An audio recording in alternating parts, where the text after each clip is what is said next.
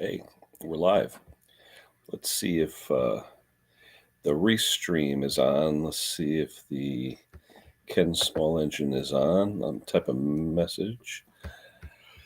Oh, let me put a link in there. Hold on. Let's see.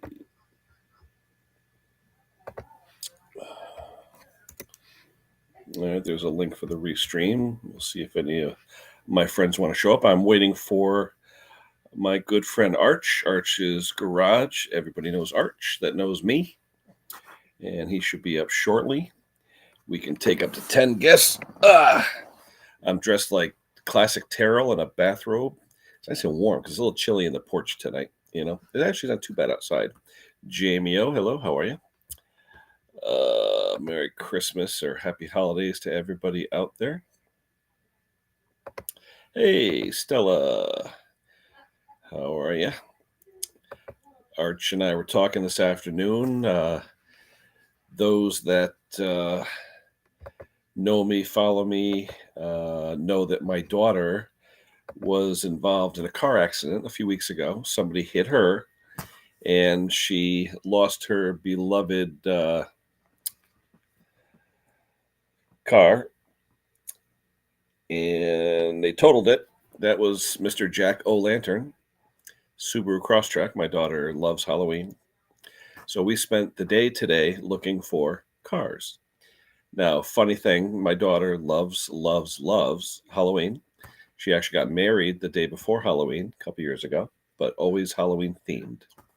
So anyway, she said it has to be another orange, not metallic orange. This kind of orange. This Subaru orange. I don't know if you guys can see it with the light.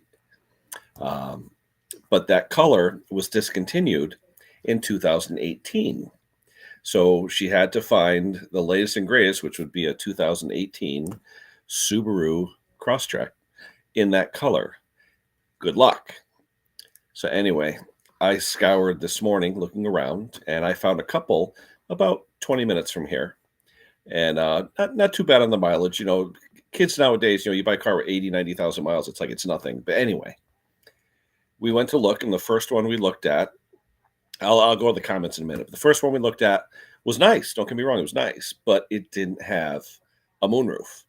And she wanted the moonroof, and it was a little bit of money. It was it was a little bit of money, but cars today, I mean, what are you going to get? New cars, 30, 40, $50,000, so used cars, 12, 15, 20, upwards of $20,000 for a good used car, so we expected to spend some money. So anyway, we went to the one place, and they had one, and it was beautiful, but we took it for a test drive, and the guy was cool about it. He said, here, just go bring it back whenever. And it made tons of noise. Like, there was definitely a rear wheel bearing or hub going bad. You get that, I mean, I'm like, what the hell, And the front end had a little bit of shimmy. And the way this dealership worked, they have a fixed price. This is what the price of the car is. Whatever's wrong with it, they'll fix it, but not until it's under contract. Once it's under contract, you come back in, you take it for a test drive. If you're happy that all the repairs are fixed and it's to your liking, you buy it. That's okay. That's fair enough, So we said, okay, we're going to try another dealer literally down the street. Same exact car, but with a moonroof. Same mileage and everything, but with a moonroof. And it had side detection, she called it, where it tells you when there's someone on the side. Anyway, I don't have any of that crap in my truck. My truck's old. So anyway, we drive this. Oh my God. This thing drove like a dream. The engine wasn't as clean, but it sounded better, felt better, and was $2,000 less. So I looked at her, she looked at me, I go, what do you think? And she's like, sold. So she bought this car. So she's going to pick it up Saturday. Dad's going to help her out a little bit. And her brother's going to help her out a little bit. And hopefully Saturday she'll have, I don't know what she's going to name it yet, but this one was Mr. Jack O'Lantern. So maybe the new one will be Jackie Jr. I don't know. So anyway, congrats to my daughter. Knock wood. Hopefully everything goes well Saturday. You pick it up and you have Jack O'Lantern, the sequel. All right. Anyway, I am waiting for Arch to come on. The link is out there. Oh, excuse me. Still got this cough. Had this go off for a while. Let me go back in the chat. Let me see who's here. We got people saying hello. All right, we already went to Jamie. We did that. We got Drunken Jim. Hello. Good afternoon. Good evening, wherever you are. Mr. Clem is saying hello, hello, hello. Let's see. Anyone who wants to join, the link is out there. Oh, who's in the basement? Oh, we got Hank in the basement. Hello. Hello. I keep forgetting because for some reason it doesn't go ding. I have to look where it has the little person to see how many are in there, and if I see more than one, I know there's somebody else in there. So yeah, we found a car for Jessica. Yeah, I heard. Yeah. So, but just I didn't realize how difficult it would be to find another Subaru that color because it's a special color they only had for a few years, and it's like a non-metallic orange. So when you put decals on it, it looks like a pumpkin. The ones they have now are all metallic and stuff. Doesn't look right. So anyway, we did find one. It was in beautiful shape, rode like a dream. So we're gonna pick that up, or she's gonna pick it up Saturday. So anyway, all right, who else we got here? Mr. Clem is here. Tony M. Hello, Tony. Happy holidays to you as well. There's Mr. Clem. Let's see who else. Just waiting for Arch to set up his cameras. He's getting all set up. Yeah, me and Arch were talking, and what you call it? This is Mick. Hello, Mick. Hey, Mick. Oh. TGM, that's Mick. Okay. Let's see. Everyone's saying hello. Anfield Lee. Hello, Lee. How are you? Anyone into toy trains? Go to Lee's channel. Definitely cool toy trains. What else we got? Everyone's saying hello. Let me see what else we got here. I like this. That's about it. Hey, I'll be honest. My son has a 2006 Camry. You can't kill it. I mean, it's a beautiful car. The other day, though, a quick story on the Camry. 2006 Camry here, Hank knows. This past weekend, it was like 0 to 10 degrees out. It was freaking cold. Well, my kid's car decided to shit the bed. All right. And what it was he had a misfire. One of the coil packs went bad. And I believe the reason it went bad was the valve cover gasket contains the seals for the spark plug tubes. And since it was so old, 150,000 just turned or just about to turn 150,000 miles. Car is 18 years old. It never had that spark plugs or anything ever replaced in it. I mean, people buy Toyotas and Hondas. They just drive them until something goes wrong. Then they fix them. Anyway, in 5-degree weather, we're doing spark plugs and all sorts of stuff. Anyway, we knew number 2 had a bad coil pack because it was misfire. We tested it. We took it off and nothing changed. But then when I go to take it out, it's all full of oil. I didn't realize the valve cover had, usually on cars that have spark plug tubes, there's separate like O-rings. No, it's part of the valve cover gasket. So anyway, we did that. He ordered the stuff or went to the auto parts store, picked it up. We did all that. We did all that. And, we got that going. And now the only thing he has to do is the stabilizer bar linked to the sway bar in the front. Oh, who's in the basement? We got more people. Hold on. Let's see who else is in the basement. We got the man, the myth, the legend. Let's see. Do I have audio? Oh, yeah. I have some audio, right? I still got to adjust some things. What happened? He froze. Yeah. Hey, we also have Makeshift Farms. I know the channel, but I don't really see. You're very, very dark. I don't really see a face or anything. Let me hit my settings button. Last time, I don't want to just click on it because we had a troll last time I clicked on something.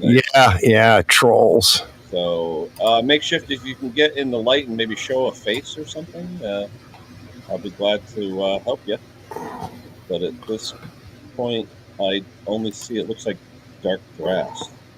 I don't see anything else. So I'm not going to do anything until I see a face and hold up some fingers and all that because I got cut last time. Okay. Let's see. My audio bar. Check. How come it doesn't go all the way up and pin out like the way I like it?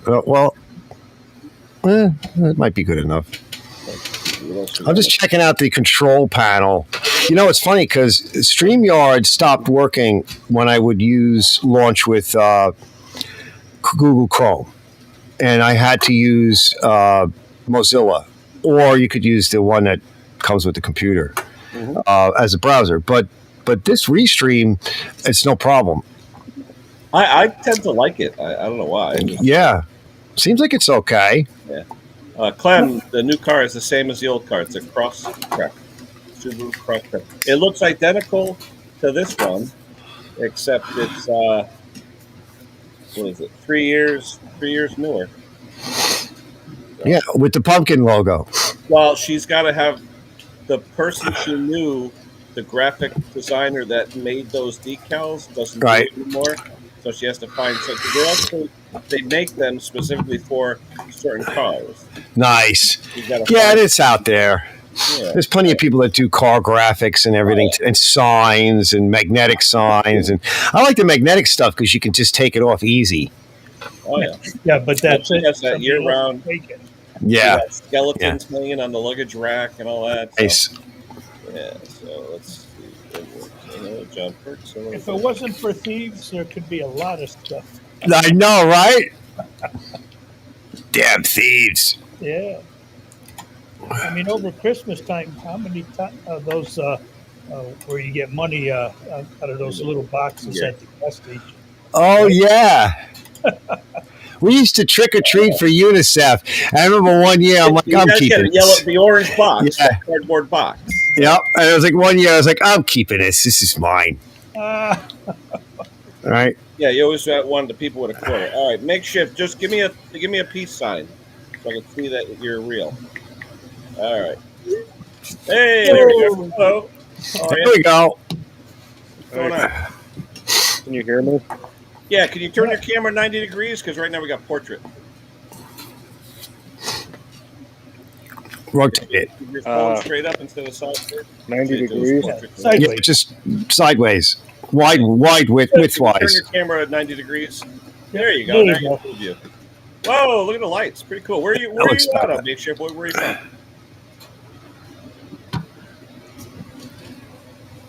We got you, but we don't hear anything. We're also big delay, so not all of us, like some of us that are like wireless and further away, it might be. I think you saw something like 15 seconds at one point, Ken. Yeah, oh yeah. I mean, I know the channel. I've seen the channel. I'm just curious because you're a little choppy. You on Wi-Fi outside? I'm outside right now. Oh, is your mic on? I don't see. Let me see if your mic is on. Hold on. I got your volume all the way up, but I don't hear anything yet. You guys hear anything? I did. He said he was outside, but it took like 15 seconds for him to answer. Yeah. Well, I don't know. Some a Godzilla movie. A little bit of a delay. Yeah, it happens. Hold on, Hold on. I like the lights though. Is that the house or garage? Really cool. The lights are on the house. So make sure. What are you working on? You working on anything good?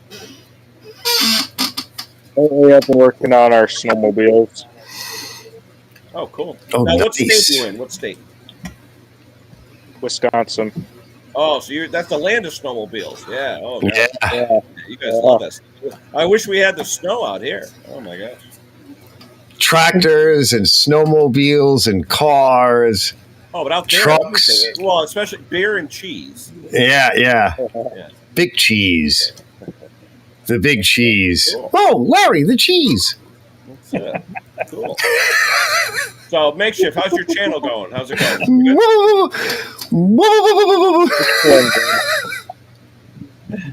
Oh, yeah. We're trying the restream because StreamYard tried to screw me out of a lot of money, and I said, I'm going to go with the restream. So yeah, this is good. Yeah. Your mic is awful down too, Ken. Can't hardly hear you. Hold on. Turn it up a little. How about now? A little more. It sounds good. It is all the way up. Yeah? Yeah, that'll work. That's all I can do. Huh. Lee's taking off. See you, Lee. Take care. Yeah, hello, everybody in the chat. Hey, Lewis, Jim, Thomas, Tony, married. Oh, yeah. IV2 kept fit 49. Who else is here? So this one, the most recent, is at the top, right? Yeah, you gotta scroll down. Yeah. I kind of like that. Oh, One more lady. Oh, she's really hot. Let me back up. No, hot mic, she says. I thought she said something about Arch is really hot. Yeah. What is this? No, it's not hum. It's not backroom hum. It's the heater. You're gonna have to put up with that. It's cold in here. I had the doors open all day. Can I mute myself? Wait, hold on, fellas. Where's the mute button? Help me out. Where's my sound mute? The three dots. And all that echo is not me. That echo shit is not. No, the echo is make sure. Do you have YouTube open as well? Because you have to close YouTube if you're doing a stream. Oh. Yeah, I'll try that quick. Yeah, it makes a big difference.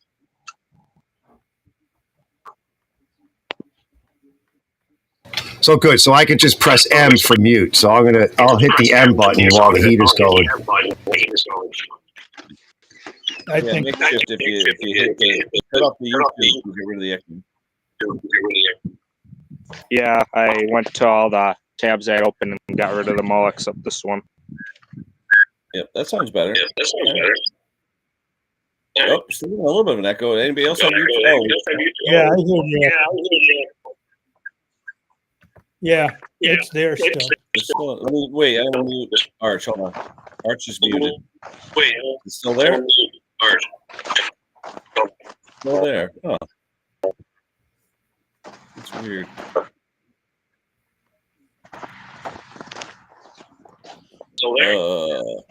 I'm still here. I walked away from the internet though.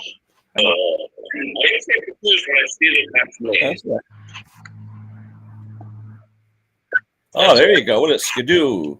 Wait, I gotta mirror you. Coming the other way. Hold on. Oh, there you go. What is Skidoo? Yeah, someone's got YouTube open. What model is that?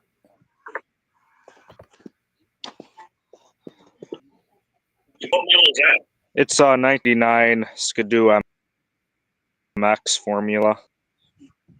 Oh well. Guys, when I grew up, they were all ugly, fat, and yellow. Yeah. They were all ugly, fat, and yellow. Arctic Cat was the big one. Yeah, Arctic Cat, yeah. Oh, yeah. But now you got all those race sleds and all that stuff. Yeah. Right there.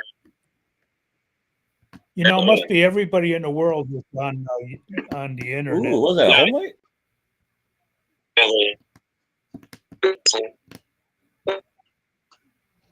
He's got a collection, huh? Yeah, he's got a few. Absolutely. Some Macs and. Uh-oh, we lost him.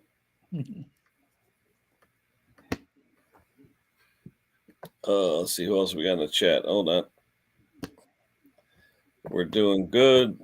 Jeremy Brock is around somewhere. Everyone's saying hi. What do we got here? Southern Ontario. I know. Well, we're supposed to get 50 some odd degrees this weekend. Yeah, Monday. Oof. Yeah, it's supposed to be rainy but hot, like warm hot, which I don't mind. I mean, less of an oil bill. Yeah, I'm looking forward to that. Yeah, well, as long as it was dry, I wouldn't mind it, but wet, man. Comment solo time. Wind Lake. Yeah, what is it? No, Minnesota's the land of 1,000 lakes. Wisconsin's just cheese land. Is that Scotty? Scotty from Greasy Sharp Rag? I see Mr. Keller. Mr. Keller is there. Greasy Shopper, he's in Wisconsin, yeah. Yeah. Yep, he's in Wisconsin. Let's see. Who else is here? Oh, Mr. Wiley's here. Thanks for staying up, Mark, because what time is it? It is now midnight over in the UK. A lot of Wisconsin people. I'd love to have snow like they have. Yeah, Arch. John Clem says he can't hear you. What's your volume at?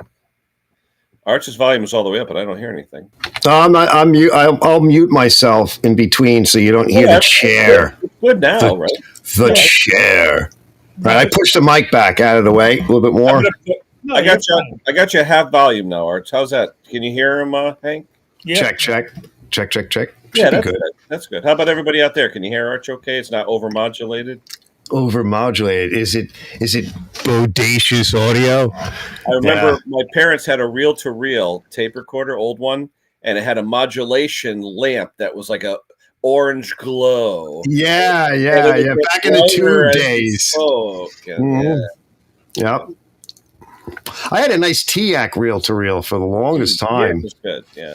My parents had reel-to-reel of what the day I was born and me crying. Yep. Yeah, my father has, I still have them, they're cassette tapes, and the brand of the cassette tape and the brand of the recorder he used was Longines Symphonette, or Longines something or other, and he recorded the moon landings, the audio on these tapes. Like Longines, like the watch? Yeah, remember the Longines? Well, they built a lot of things, or they put money into it. They had their own TV show, too. They sponsored a TV show as well. They were a big name back in the day. This was a nice mono machine. It recorded, it played back, it had a radio, it had shortwave. In fact, he had a bunch of shortwave radios. We also had a Heathkit shortwave radio. Oh, I used to love Heathkit. There was a Heathkit store. We had a place in Bridgeport called Lafayette Electronics. Oh, I remember Lafayette. And in Lafayette, they had a Heathkit section. Yep. We could order the do-it-yourself kits. I used to love those. Yeah, good stuff. Oh, yeah. Kenny, I got to ask, what are you wearing? What's that, a bear skin? This is my Terrell Get Down and Fuzzy bathrobe. Is that right? Nice. It's right. I tell you, I don't know what they call this fabric. Like they make blankets out of them now, too. But it's really, really warm. It's like a microfiber. Yeah, something like that. But it's really like the outside is like velour. Oh, like nice. On the inside, it's just warm. You know. Yeah, it looks like it's almost like it takes your body heat and gives it back. You know. My sister gave me another one of these blankets for out here too. So I got this one and I got another one in the house. I got to bring out because it's chilly right now. I mean, I had the doors open most of the day. Arch, with your sugar though, does that make you colder too as well? Yeah, definitely. Yeah. Now, but that said, though, I'm one of those chameleons, right? So I've been out in the cold almost every day for several hours. And what was it? The other day I was out, it was like 40 degrees. And I was like in a T-shirt. I'm like, this is bad. Like, I'm getting too used to it. Now, when it first starts happening, I get very cold. Like when it gets below 30 into the 20s or teens, I have no fat. There's just not enough on my body. I can't handle that. But if I'm out in it a lot, then I will start to get used to it. My hands will get cold. Sometimes my feet will get cold, but I'll get used to it. And I actually will walk around and maybe I was like, you better put a sweatshirt on just because. Yeah. I mean, with me, 30s and above, I'm fine outside, no problem. Below 30s, it's like, I can't move. Yeah, Elizabeth said to me the other day, she goes, if it's below my age, I can't handle it. I can't move. Hey, happy anniversary to Brock and his wife, 24. Yes. Happy anniversary. What's Stella doing? Stella! I know, Stella, where the hell are you, Stella? And I hope Makeshift comes back. It was kind of cool. TGM's here. He says, hey. That's Mick over in... Is Gary here? Yeah, wait, yeah. He goes, I'm currently restoring my in-laws' old 8mm and Super 8 film. Wow, over to digital. Yeah. Yeah. That's money. You can make good money doing it. Hey, Craig. My buddy Craig in Ohio. Ohio. Who was that? Who did that song about Ohio? No, the girl, the one that I'm thinking of. Oh, Chrissy Hine? I think so, yeah. It was that weird kind of... Yeah, the Pretenders. Yeah. In fact, the guitarist who passed away, they said looked like my double back in Honeyman Scott. Oh, okay. Who was the guitarist on the Pretenders. I just got a text. Who's there? James Condon. Scott is here. Because my 4-year divorce anniversary is coming up. Oh, That's wait. nice. Gary Bernanke just sent this. Steamed fish gillets. What the hell is that? What is that? Steamed fish gillets. What are you going to do with it? Give it to your cat? What the hell is a gillet? That's this part. What is it? I think it's like this part. Oh, okay. Yeah, steamed. Or is that the gullet? I know. It just said steamed fish gillet. I don't know what a gillet You is. ever hear this stuff? Like the people that they, like chitlins, right? But that we know what it is. But like the French will give these names to things, and then you find out you're eating some weird like gland, Yeah. Or the little testy ball things, or some part of the uterus, and you're like, no, I don't want to eat that. Why? Salmon Like fillet. oysters, right? Yes, yeah. What was it? What was that movie with Chevy Chase? Yeah. What was that movie with him? They stayed at the inn. Oh, what the hell was that movie? I don't remember. Where he drives the MGTD. Remember? Yeah, there's all the holiday movies. Holiday with this one, and remember going with on the mailman with the vacation. truck smoking? The mailman would always throw the freaking mail at him. Oh, what the hell was that movie? Whoever knows that movie, put it on there. Chevy Chase. Those were funny.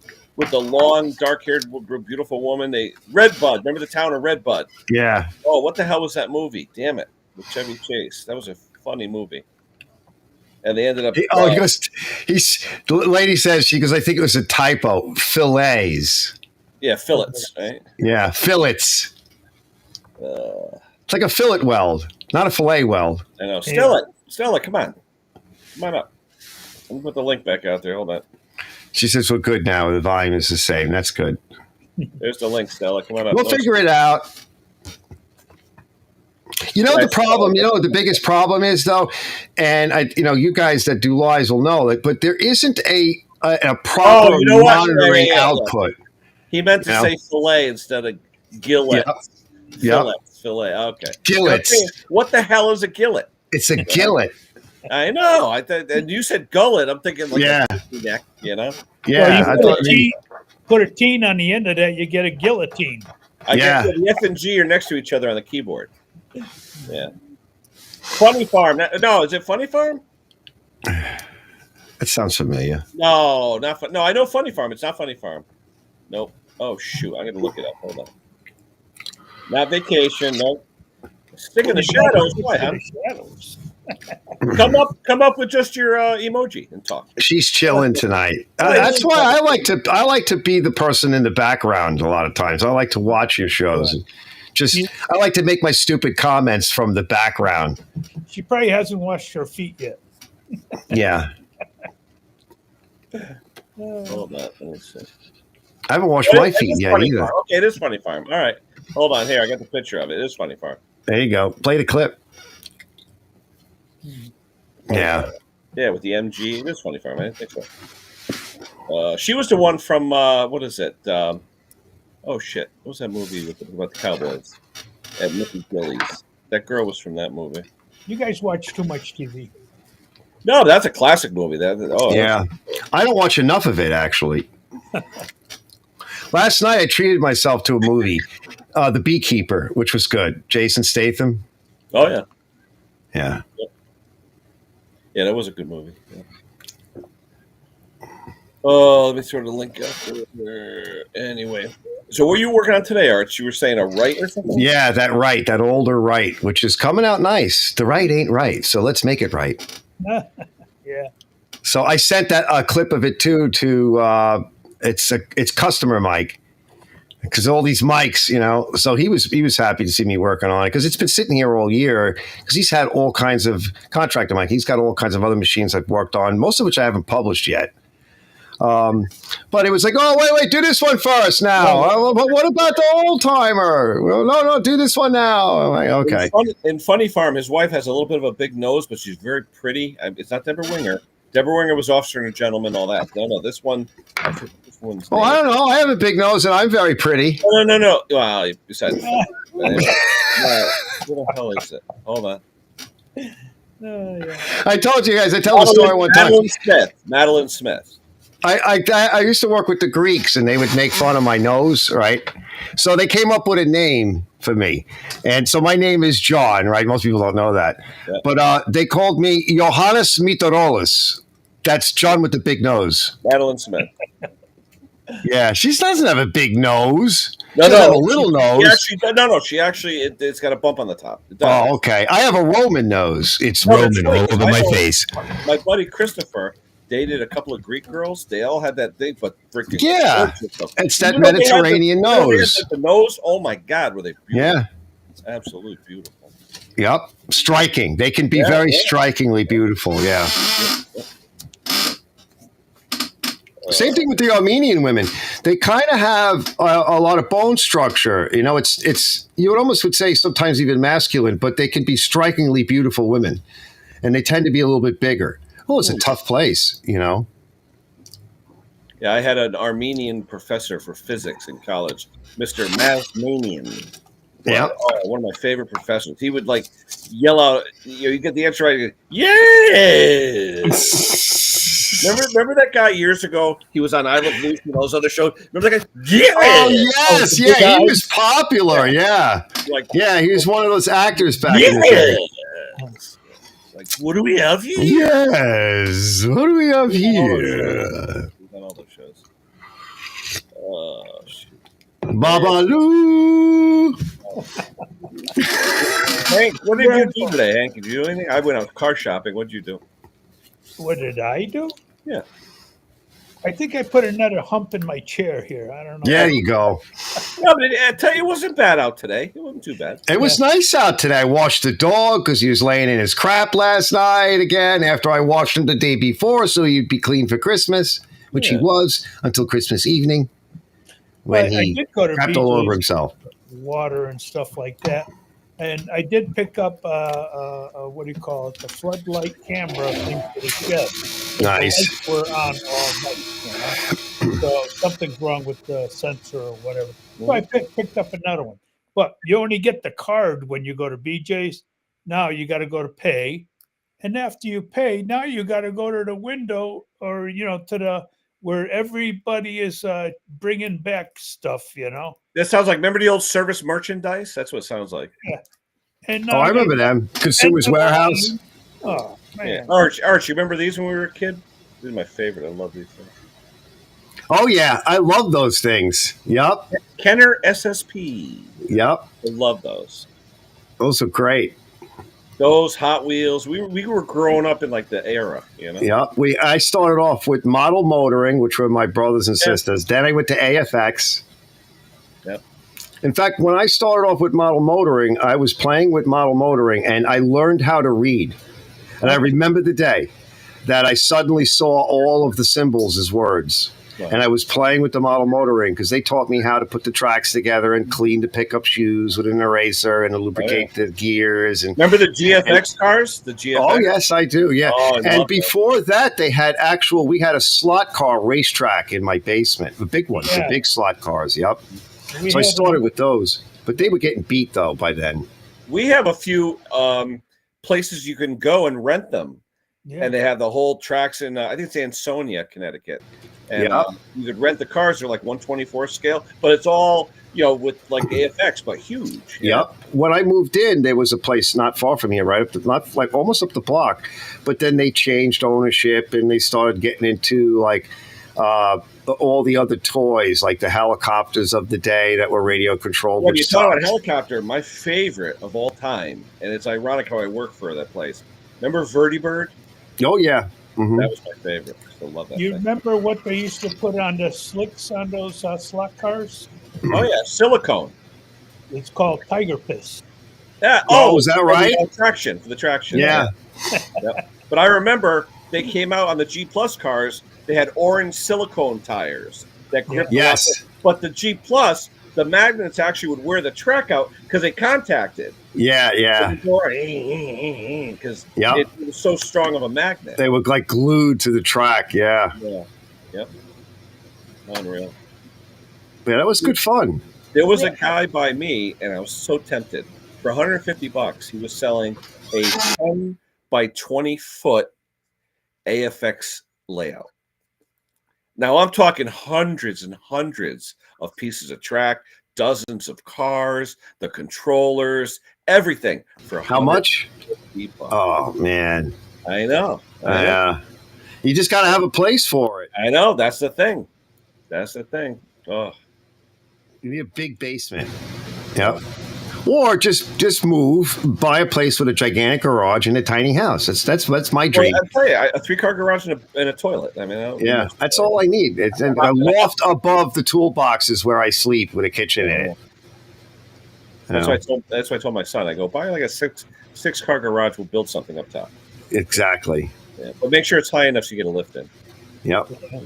Yeah, absolutely. Yeah, if I have the next garage, if there is one, definitely has to have a lift in it. Oh, today let me talk small engines because we're here for small engines. So this morning, I've got that rotor all set for James. Well, I'm going to put it back together. Then hopefully between now and next week, I'll hopefully be able to spend a few hours over at James's place with his load cell so we could test it out.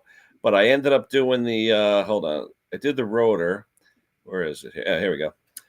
I'll show you a pic. I did the epoxy, and the rotor is now repaired.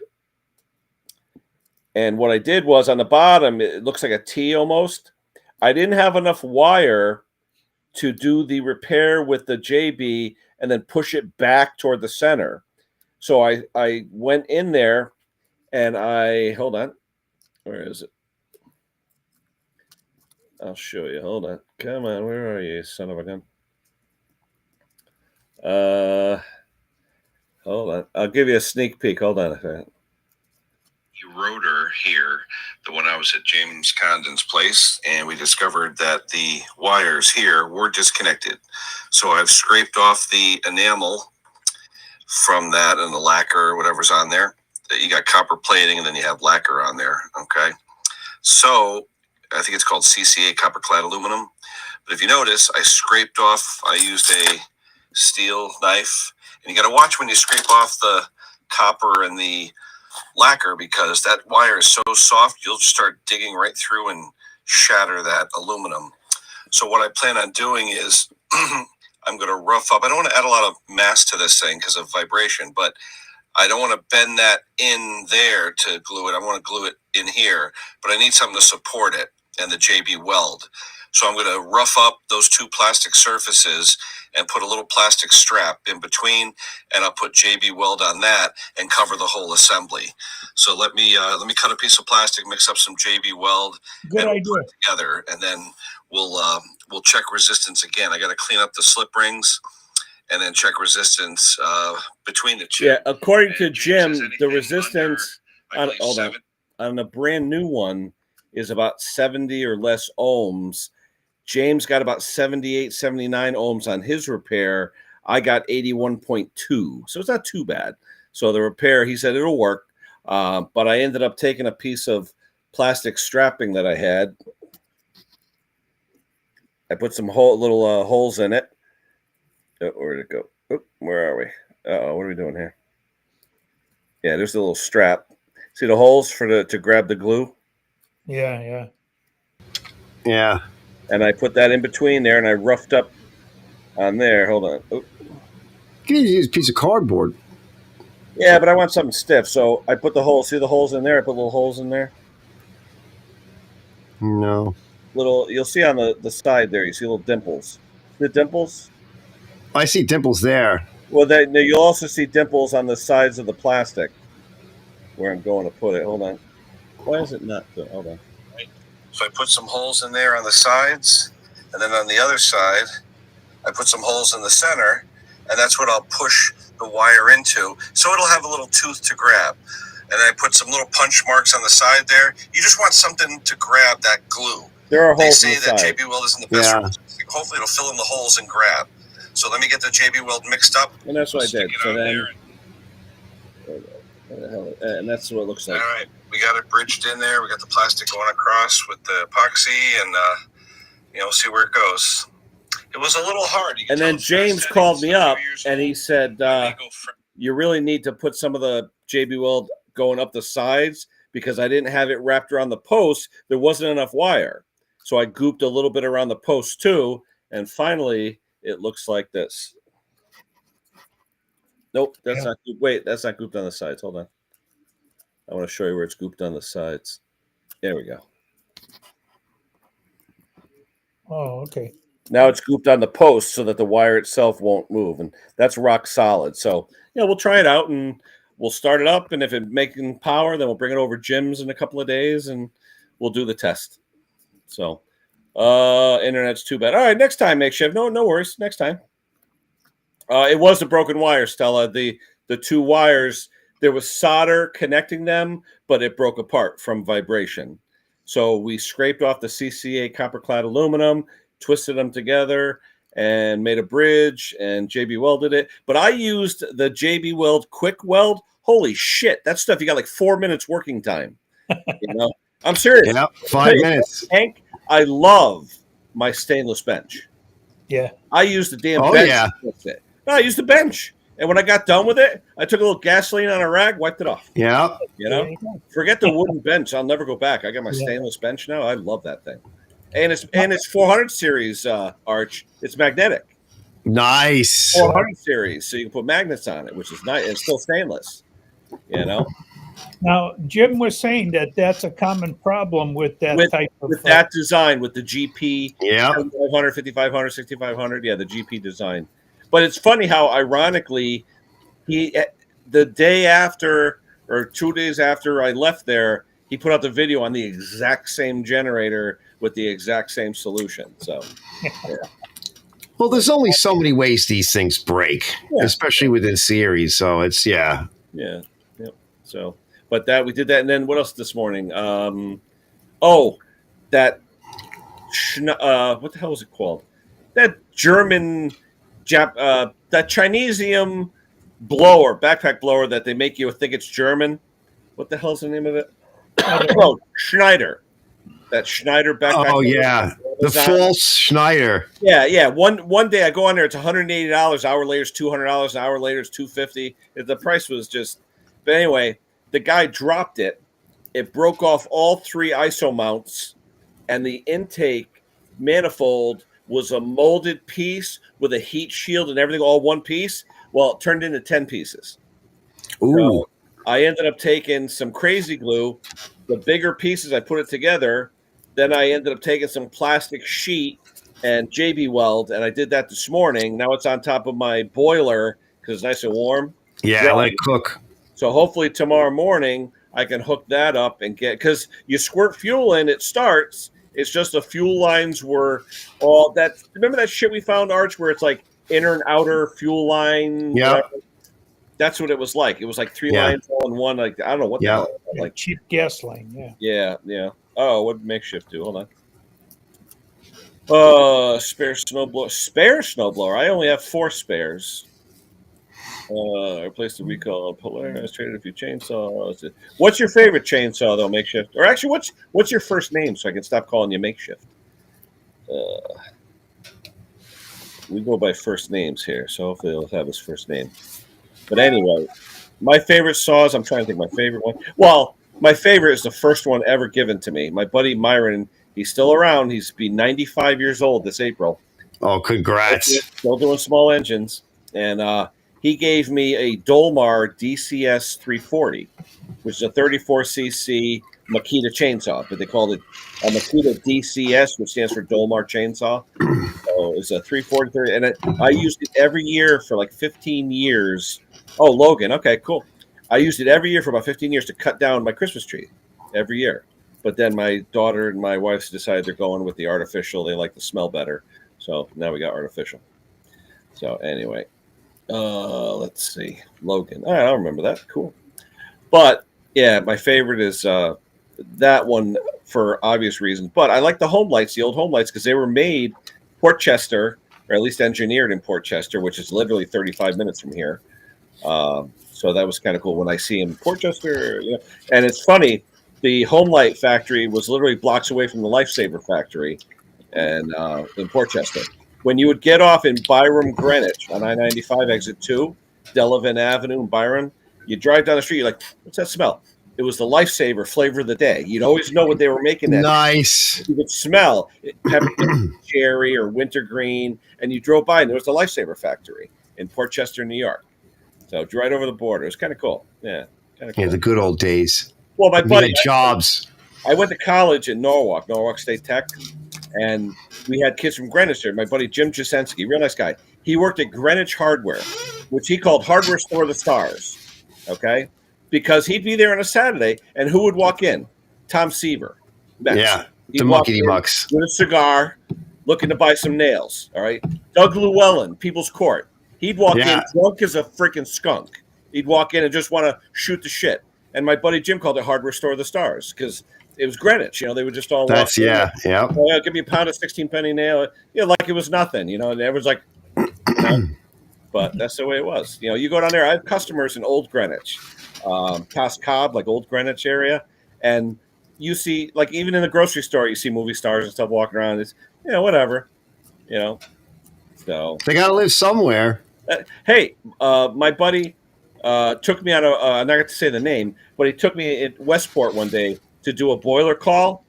World famous music producer that you'd know in a heartbeat if I mentioned. We looked at the Grammys sitting on the shelf. Okay? Wow. And like, oh my God. And I'm not going to say the name, but it was just like, when would I ever get a chance to see a Grammy? Yeah. And he was friends with them because they trusted him to service their equipment and not steal anything and stuff like that. Yeah. Celebrities, they're not home. They're home once a month. You know what I mean? So they they trust the housekeepers and things like that. But it was kind of cool. He wanted a hand one day. I gave him a hand. And it was like, cool. So it was kind of cool. Yeah.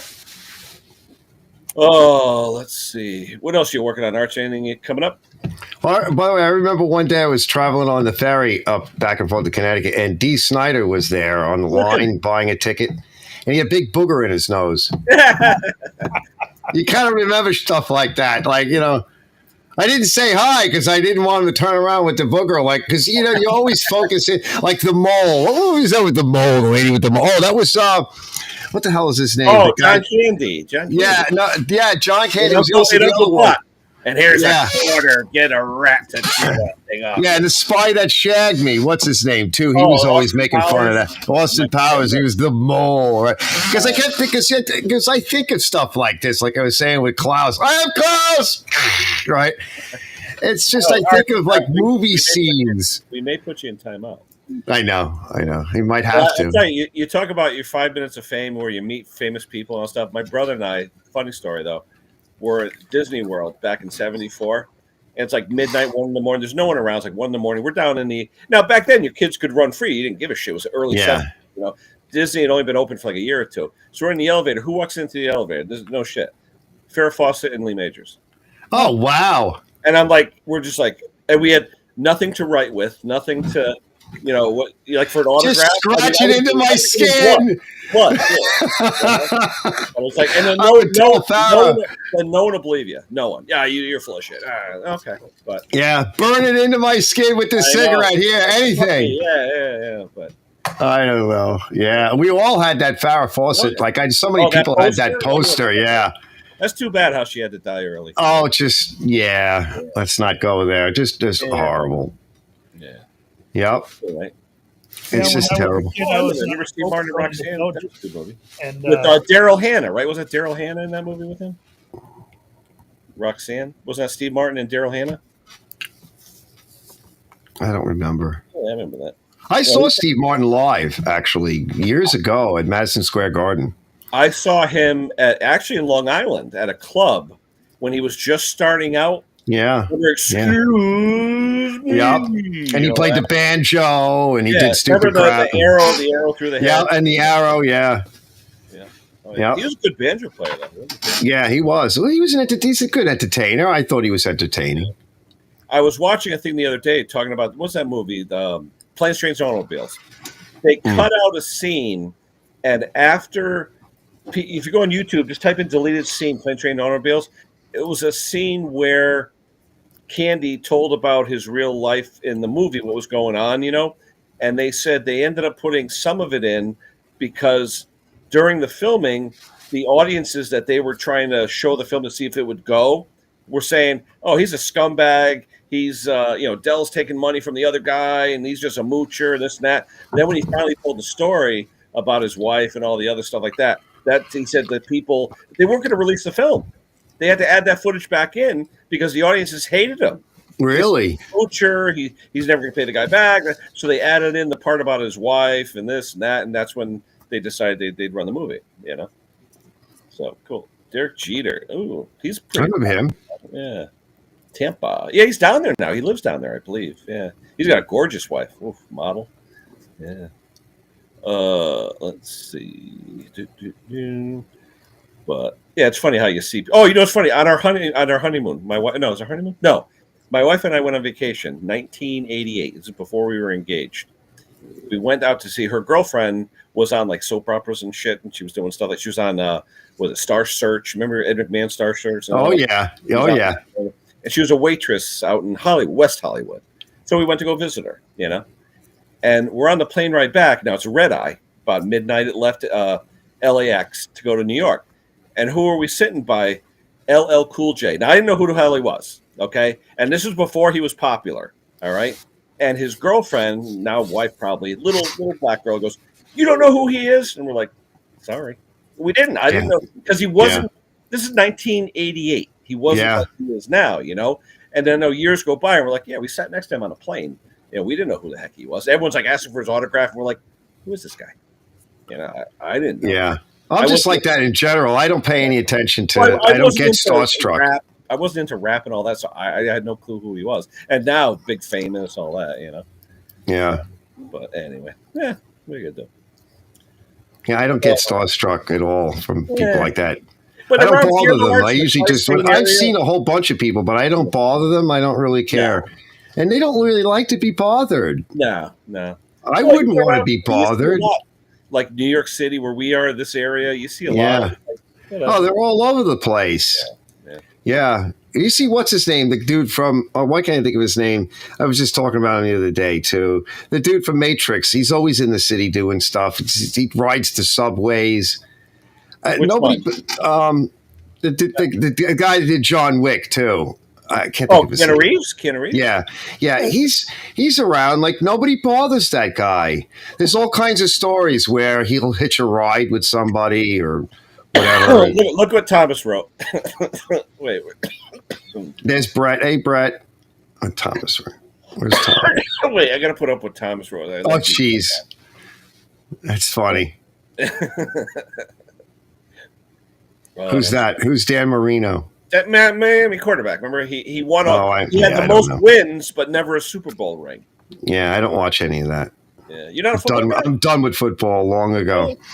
Well, I mean, in your area, sure, the teams suck, but yeah, I just don't waste my time with that anymore. Yeah, that's funny. I don't even have a TV anymore. I don't use TV. I haven't watched it like TV, cable TV, or anything like that in more than 10 years. Hey, Tom's there.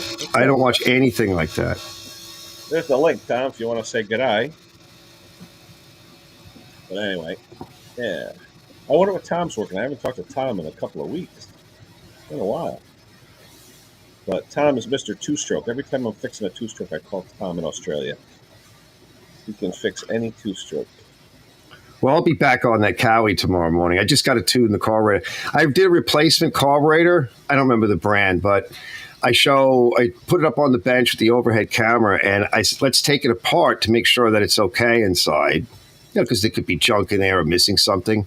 And then I took the jet out and I measured it against the original one, and it is smaller, and I can tell when it's running when I rev it up and bring it up. And that's without a load, but I can hear it. It's missing a little bit.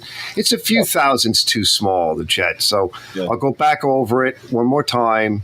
I'll show all of that, and then I'll put it on the machine. We'll do a final test, and then I can move on to all of the other things that machine needs, because it needs belts and transmission work and a couple of pulleys replaced. But it's in good shape. I mean, it's a tank.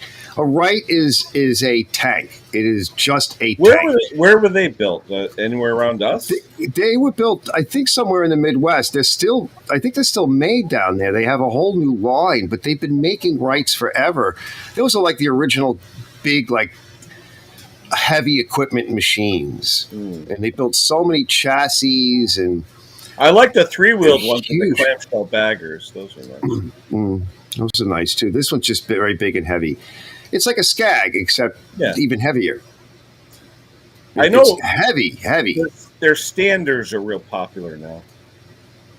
So yeah, it's high end, and that's why it lasts too.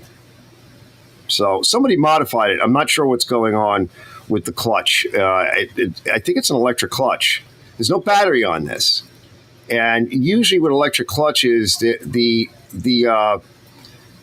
alternator / power system on the engines tend not to make enough power to hold the clutch in. So I'm going to take a look at that, but I don't think there's anything wrong with that.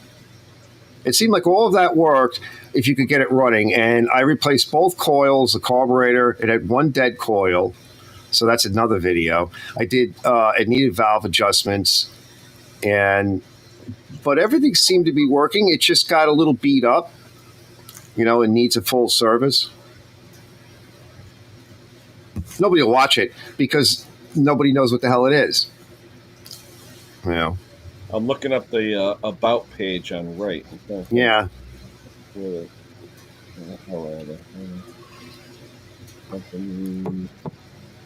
we go. Oh, there's a right owners group. Oh, Frederick, Maryland. Yeah. Yeah, Frederick, Maryland. They make a lot of stuff. Holy crap. A lot of stuff. Wow. To me, it's nice. I love these older machines. Even the Cowie motor, I think it might have even been made here. I pulled the valve covers off. An interesting design, really nice. The motor's really nice. It says it's stamped. It's made USA. I don't know if just the covers were. My guess is a lot of it was made here.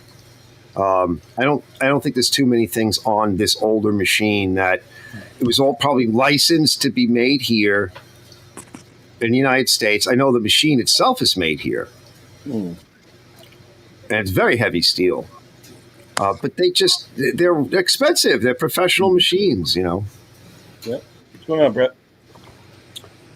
A little bit late to say it, but hope everybody had a Merry Christmas. Yeah. We had White Christmas here from the day before, but it stayed because it was cold. It didn't stay here. Yeah. It was nice out. How you doing, Uncle Arch? I'm doing good. Getting some stuff done, sitting down, resting, trying to stay warm now. You're going to hear some of that noise from the machine. You were talking about drilling out the jet. Condon just did that on his last generator, the one he put out today. That little with the PowerMate bricks. PowerMate, yeah.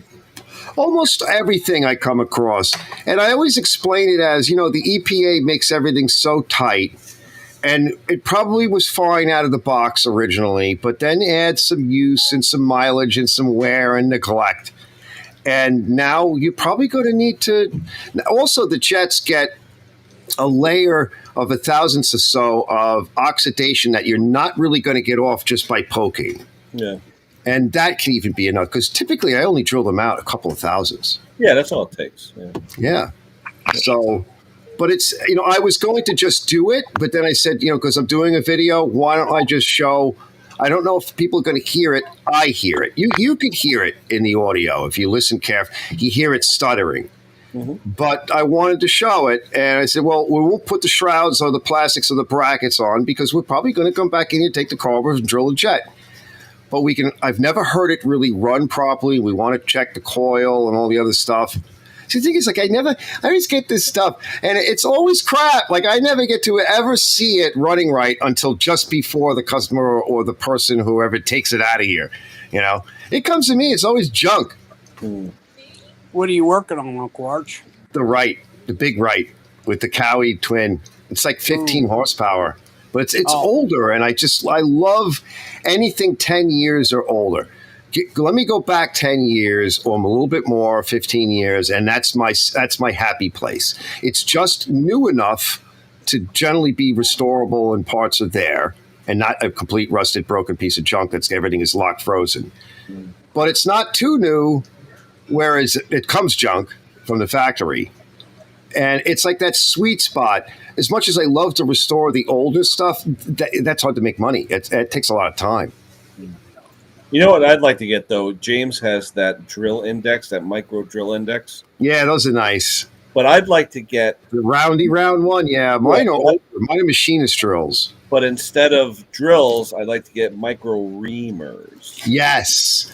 You know, Yes. sort of like the root canal tools. You know, for the Yep. Those are actually like little brooches. Yep. You know, someone said if you go online and type in root canal brooch, those are perfect for jets because you could pull out the varnished part and it won't really open it up as much. You know? Yep. Now, to get a little technical, fellas, all right, so I'm into cars and I built some nice race engines and everything. So Holly says do not drill a jet because when you alter the jet with a drill, even sometimes a reamer, you can cause an anomaly, a score, anything. Their jets are flow tested on a flow bench, and they are given a specific flow number, not a drill size or hole size. And it does make a difference when you're like hyper tuning an engine. You don't want to drill jets. You want to choose the jets that are on a chart that have the correct sizing. Yep. And so they do these flow testings, and they talk about in many of these magazines that I've read, and they show it. They explain what happens. You can go in there with the proper microscope. You can see the distortions you create within a flow orifice. And it will completely screw up the flow of the jet. And you think you're making it bigger and it's going to be better. But no, it makes a mess, particularly in a carburetor. And the same thing with an emulsion tube, because the strategy of the emulsion tube is to get it into this mist form, right? And mix it with air. And so that's where all this stuff takes place.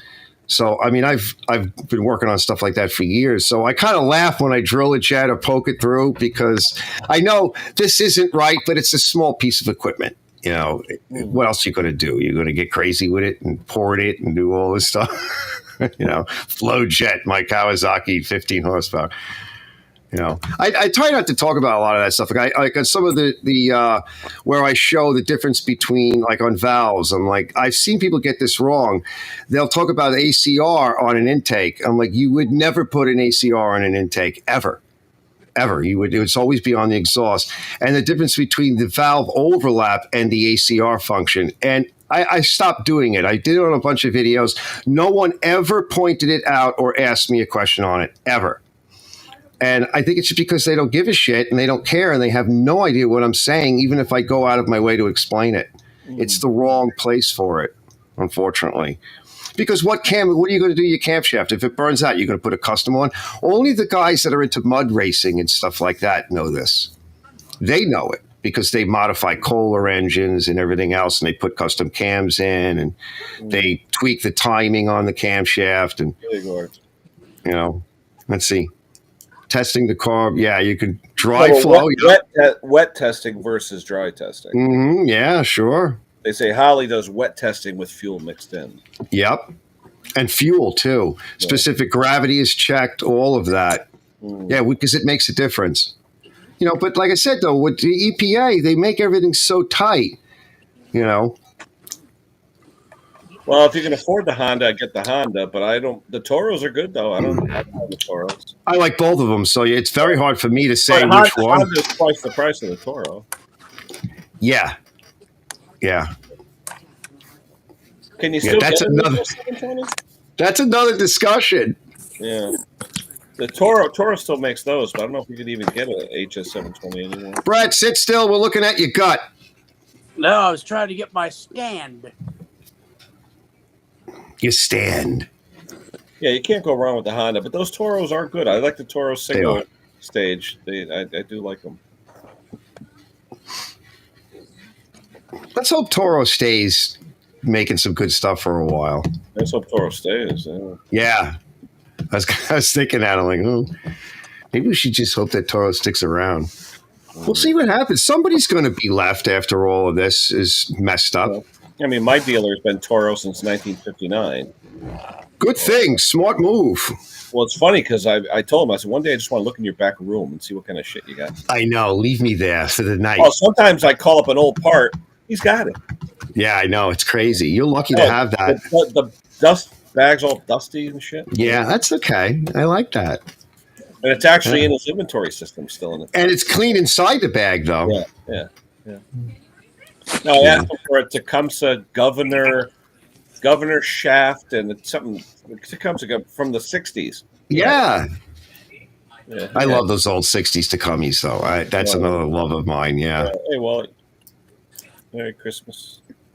So, yeah, so we're all working on something good, and Hank's been fooling around with stuff. He's just cold. He doesn't want to go outside. It's too cold, too lousy out. Yeah, if you He's get like, a nah. U720, I'd get it. Those are nice. They are nice. I'll be honest, I haven't been in the shop since this past Saturday. Oh, well. Yeah, because it's cold, and it's holidays, too. Nothing's been in.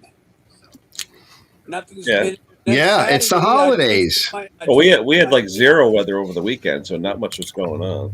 No, and I haven't been working that much because towards the end of the year, when that weather, remember we had that last bit of really nice weather? Yeah. I pretty much shut everything down to take care of all, not a honey-do list because I don't have a honey to do lists for, but it was all of the stuff that I need to get done. Like, if somebody's got to do it, it's going to be me. It's going to be me. Like, right before the show, right, my ex-wife was like, can you go up there and check those light bulbs? They keep blinking. And, oh wait, here's another. Can you dust that now? Wait, hold on. It's like, I'm like, Brock, I want to go on Ken's show. Well, just check that real quick. Did you ever hear of a webcam called the Insight 360? I've heard of something called the 360. Yeah. You can do hand gestures for like zooming in, zooming out. Oh, wow. Yeah. It'll follow you. That I know about. Yeah, they've been working on that for a while. Yeah, they got a bunch of different things for that. Yeah. And including your cell phone. You can tie your cell phone into some of these stands that follows you. Yeah, it'll just sits on top of your camera. You don't even have to use it as a camera. Right. And then you know on a whiteboard you can put a sticker on there and it'll not really, not that one. Well, that's the one that like goes all right. You're talking the one that follows you, right? Yeah. There's It's a lot on of these. Built-in gimbal. Yeah. Yeah, there's one where you can put a sticker on you and it will look for your ID tag and follow you anywhere. They've got so much different. I've thought about that too, because you can literally walk around your shop and your stupid camera will follow you, and you don't need a camera person. And all you do is set the general area of where you want it to be, and then with this face focus first, like I was explaining the night, and the eye focus. So like on my camera, like I can automatically go, look at this. This is your priority, this thing here. Yeah, that's another nice one what Ken has. Those are nice too. And then as soon as I take it away, that's the Insta 360. As soon as I take this thing away, it looks for my eyes and my face. And depending upon where I set the grid, like this is set to center focus. So as long as I always say with this thing, it says, look at the center first. Whatever's in the center is priority. Then whatever's in face, if there's a face in the picture. And if there's a face in the picture, you can grab it, see if you can grab the eyes in that order. And then if I walk away and I'm just pointing at something, I just make sure it's in the center and it will focus it. Now, that's just one of the strategies. That's cool, too. Yeah. Yep. That's the one. I know. That's nice. I didn't know it had those extra features now. Did you buy that one? Not yet. No, he's thinking about it. It's really neat. I know there's a nice hobby. It's a really nice hobby. And what's interesting is a lot of YouTubers are using this technology, and that's kind of why it's being made. Yep. I like all the hand gestures, so you don't have to go in there and, touch it. Yeah, touch it to zoom in or zoom out. You just do this or this, Yeah. It'll do it for you. Yeah, it's nice. It's nice being able to be away from the camera, away from the off-on buttons and all that, and just go do what you want to do. Yeah. And that's, like Ken asked me what I do, Well, I'm getting myself familiar with all this videography stuff. Mm-hmm. So when spring comes and it's warmer, I can do all this stuff. Yeah, you can experiment with it and see what works, sure. It can add up, though. It's like I'm trying to get Ken to buy like a different stand and everything, and like Ken, you get a couple of different boom. I need a good boom, a boom, and also clamps, like the magnetic clamps. I was watching. Was I telling? Who was telling? Yeah, Hank. Didn't Hank? You bought them, didn't you buy them? Yeah, I put magnetic clamps so I can face the camera down. Yeah. I'm going to use my dial indicator stand. The one with the magnetic base. The Noco ones? Yeah, with the magnetic base with the switch. Right. Yeah. So I'm going to mount my camera to that. I want to get a second one because I only have one magnetic base. I really need more than one. But I'll get another one and I'll mount my camera to 1/4-20. And then, because the work table, most of my work is metal. So plop the camera down, turn the magnet on, adjust it, get it where I want it. Not every shot is going to be like that, but for when I want that shot, it's just laying around. I'll grab it and click and adjust and record. Good idea, because I got one of those magnetic ones. Yeah, right? Yeah. And just put 1/4-20 on the end somewhere, or something fancy like one of these shoes or clamps or whatever. You could be as fancy as you want. Cell phone adapter like I was showing you tonight. That's the kind of stuff I want to talk about when I make a second channel for like AGT, right? Showing stuff like that. It'll be, sometime. I'm waiting for next year. Also, the other one I'm waiting for, fellas, I know this sounds horrible, but I'm waiting to hit 2 million. Yeah, that's it. That's the piece. Noga, though, the Noga brand, it's got the ball joints instead of just the hard joints. Yeah, Noga is a really good brand. Yeah. Well, you got Chinese. And that's good. Yeah. It's just another toolkit in the arsenal of stuff. Yeah. I got enough regular tools to, work on cars and everything else. Exactly. I'm pulling up with the video audio. Yep. Yeah, for now I got to wait though, because now this is the soft time of year. There's not a lot of coming in, not a lot going on. Money's tight. I got to wait. I'll work on other things now. Yeah. Not like I don't have stuff to work on though. I do have stuff to work on. I have a generator to fix too, as well. 2 of them, actually 3 of them. One for Juan, which has been sitting here for a while, which is another one of those newer, cheapy, cheesy. And then 2 for me. Yeah, I like the way that Hank did it with the magnet. I got to try that. I might turn, if I get one of these generators to work this year, I might turn one into just something that lives just outside here that runs off of natural gas. Because I have a line right there. It's a perfect place to build a little house for it. And just for whenever, hopefully never have to use it. See you, bro. I have my other generator in the shed that I can roll out. It's on nice wheels and that runs on gas, and I never put fuel in the gas tank. And I have a separate tank that I connect to it that I run it once a year, but it might be nice just to have something plugged into natural gas. Because I remember when Hurricane Sandy hit, you could only bring 2 2-gallon containers, whatever you could hold, one in each arm, was all you were allowed to get from the gas station. Couldn't fill your car up. Oh, remember those days? Man, there was fights in line. Oh, I remember rationing. My father would change our odd even license plates every other day. I remember the rationing days. I remember how often everybody ran out of fuel, and young people were commissioned to pushing cars. Oh, yeah. And hey, you give me a hand. Yeah. Run out of gas in line. So when I think of stuff like that, but in Sandy though, we had the natural gas was still running, so that would have been nice to take advantage of that, just to run the lights and everything, whatever I could run. You don't have to run everything, but it's nice to have. Oh, we lost. Yeah.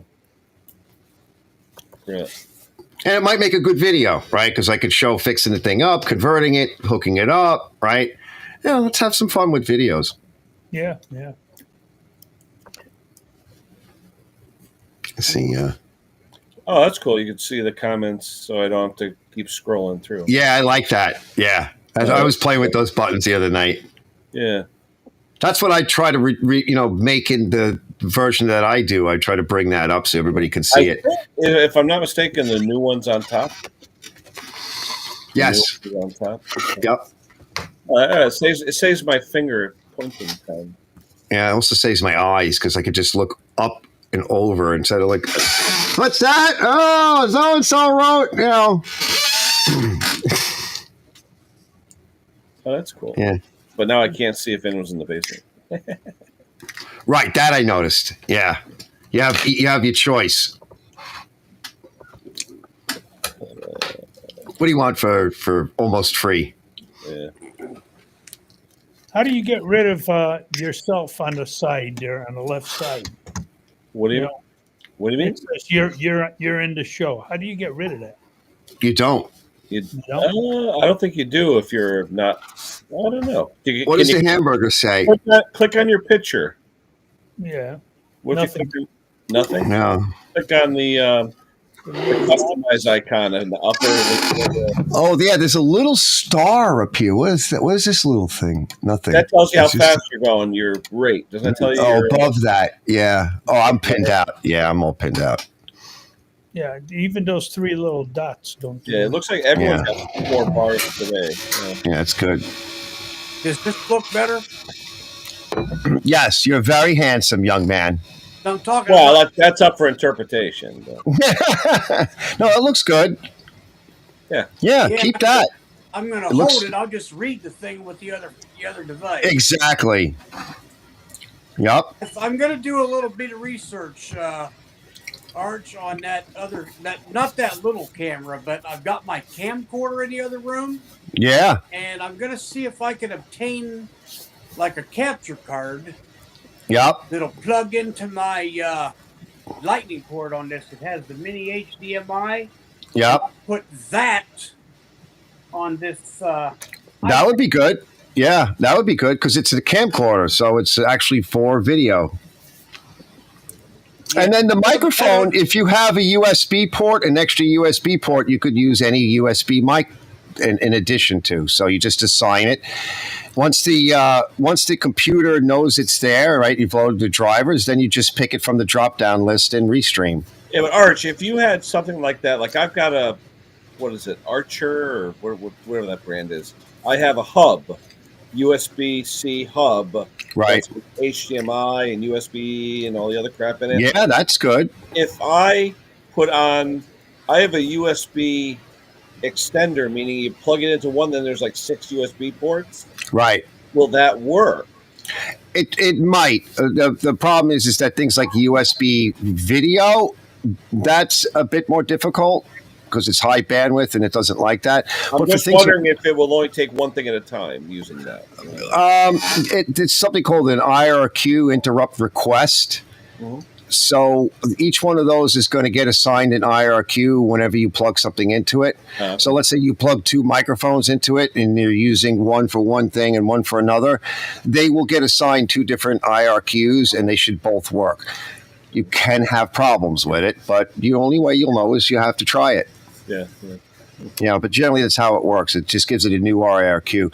That's sometimes why I get that glitching, because I've got so many things plugged into this older computer that the IRQ list has been used up.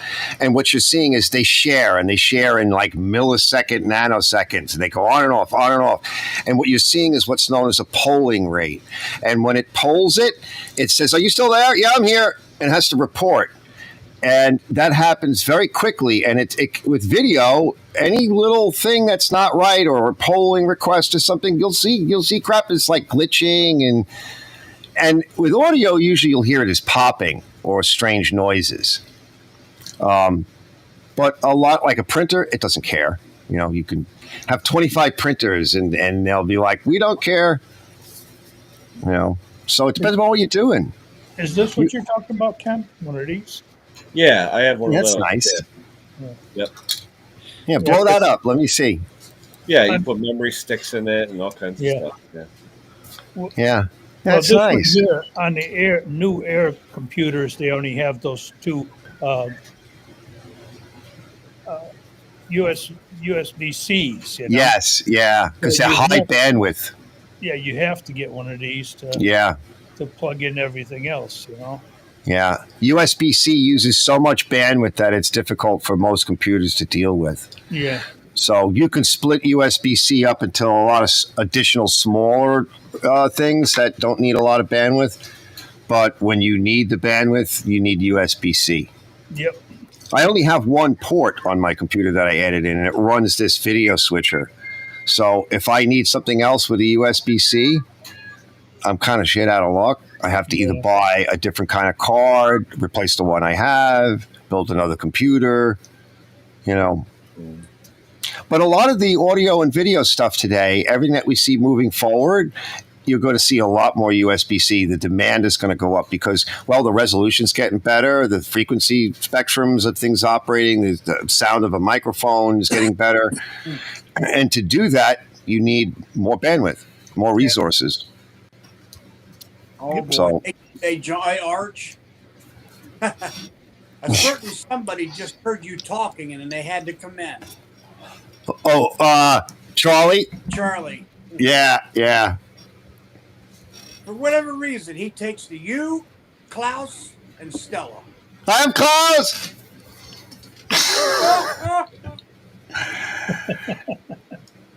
Yeah, I don't know how well it will run on well, I'm not running on propane, but natural gas, I don't know how well it will run on natural gas, like this generator that I have, but it's an older Briggs, like 5500 or something. It's missing a pull starter. I don't remember. It's out there in the garden. Oh.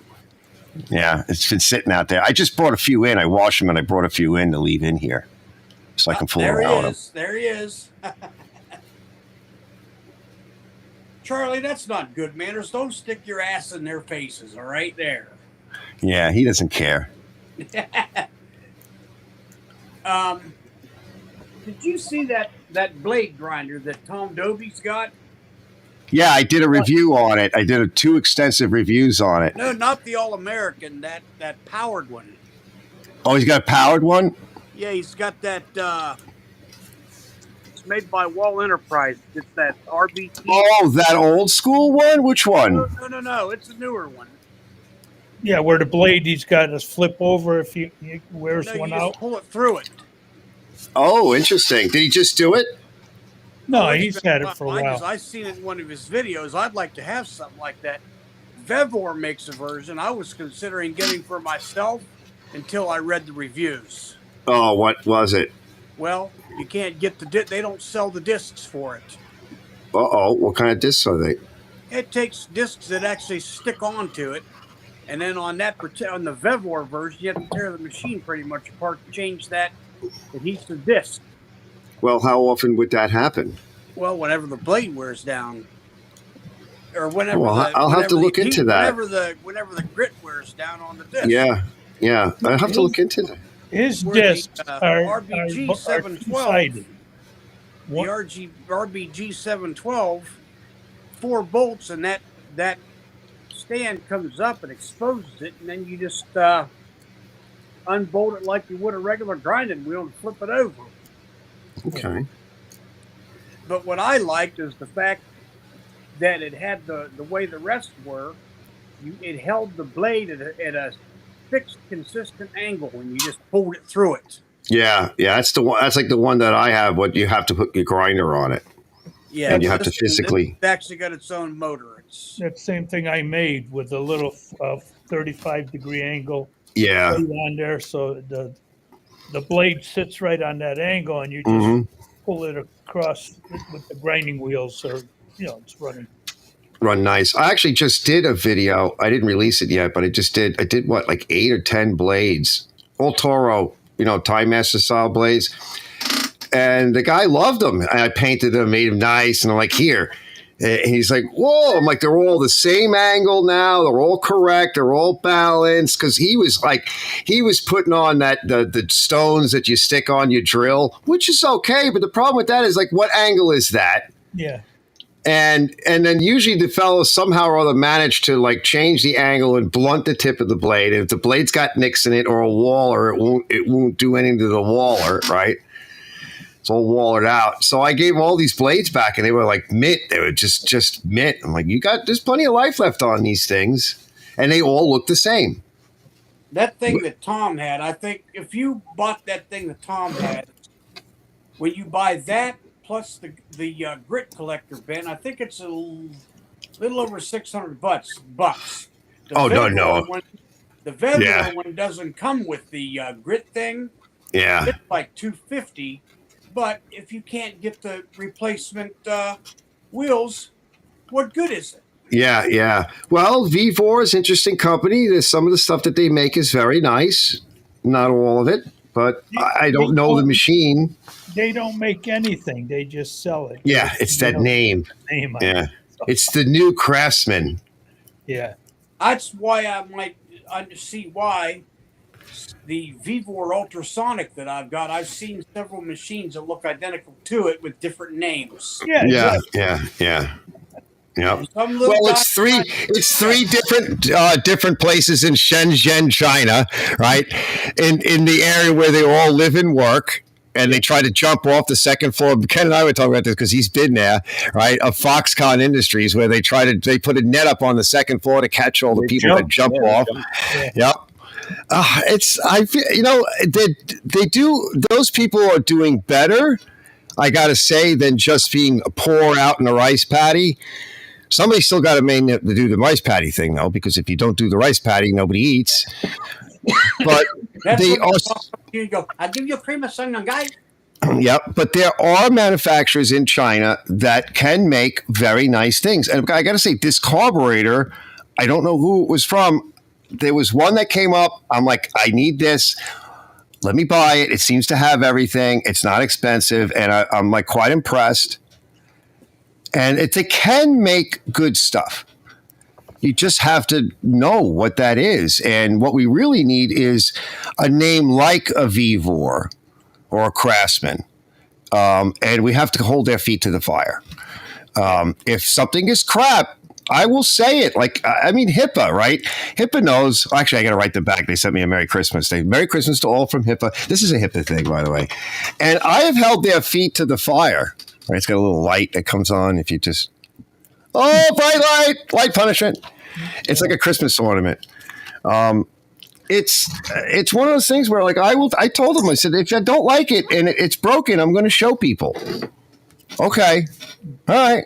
And they fixed it. I did, and I never buy another piece again. Yeah, well, that's bad because people, you only have one time to make a first impression. That's right. And the problem is, I gave him a good review, and the time I went out and bought a carburetor, that's when it was terrible. Yeah, see, because I've always wondered, like, are you selling me the one on your desk? Exactly. Like, is that the one you're giving me to review? I used to do that at the Big E. They'd be giving you this polish scheme, and light it on fire. I said, you know what? I'll buy the one in your hand. I don't want the new one. I want the one in your hand. They won't do it to you. I remember years ago when I worked for Abco Refrigeration, so we were doing control systems, right? And we sat down and we were doing an order with a Japanese manufacturer, and everything looked good, pricing looked good. And then at the end, they said to me, let's see if I get this right. They said, so about 10% of all our product is defective. That's how the manufacturing lines often are. And we said, okay. And then they asked us, how would you like them? We're like, what do you mean? They said, well, do you want them mixed in with all the other units, or do you want them separately and, all wrapped up separate because you're taking them one way or the other? And I thought, what an odd question. So mixed in. So the guy that's selling it at the counter, you don't know if that's the good one, if we choose that route, or the bad one. And because they know, like, you're going to have this no matter what.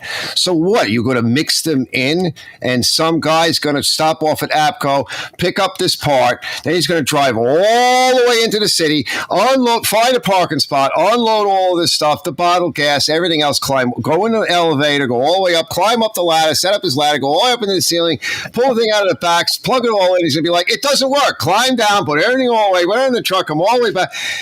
That's an expensive 2 days. Yeah.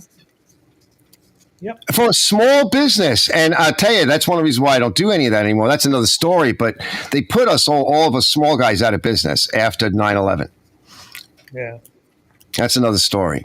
But I thought, oh my God, well, I don't even know how to answer this question. Give it to us all on one skid. And then I knew, because the guys that worked in Abco, and also the older fellows that started Tower Equipment, they would buy a lot of this surplus. And one of our jobs is that when it came in, you had to fish through. It was like an Amazon thing today. Like, how like you could order that broken return Amazon junk. Well, they would buy stuff like Honeywell control. We didn't know what was bad or what was good, and somebody had to test it. Or you sold it and you let the customer test it. Well, that's the way the company I worked for, Salsco Welding and Fabricating. We made all these aerating machines, wood chippers, and everything, and we knew that they're going to fail, but Yeah. they send them out, and they were the guinea pigs, you know. Yeah. And then we'd fix what they were saying was no good. Oh, that's All companies do that. Yeah. oh, it's horrible. Something happened to everybody's audio here. It went way down. I'm Oh, turning that's you. some of them down because people are complaining to me that they're getting blown out. So Probably by me.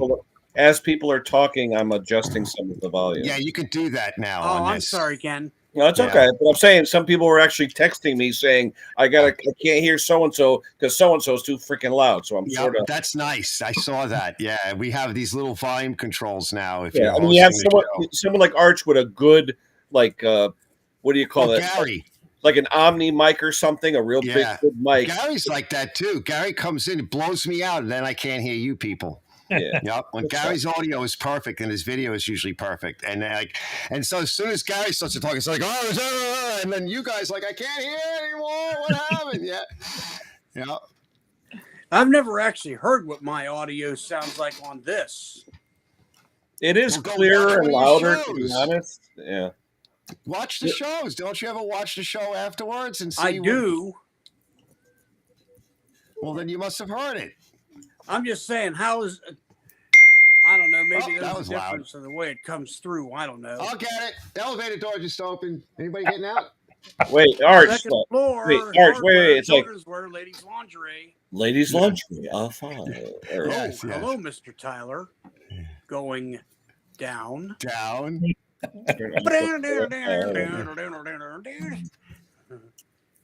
So I'm kind of looking forward to tomorrow because I've been getting like derailed constantly. So I just want to spend some time with this engine, finish it up because it is running really sweet now. And I want to make it run a little sweeter, and then I can go to do all the other things. And I'm going to paint it. I'm going to do a little touch-up paint.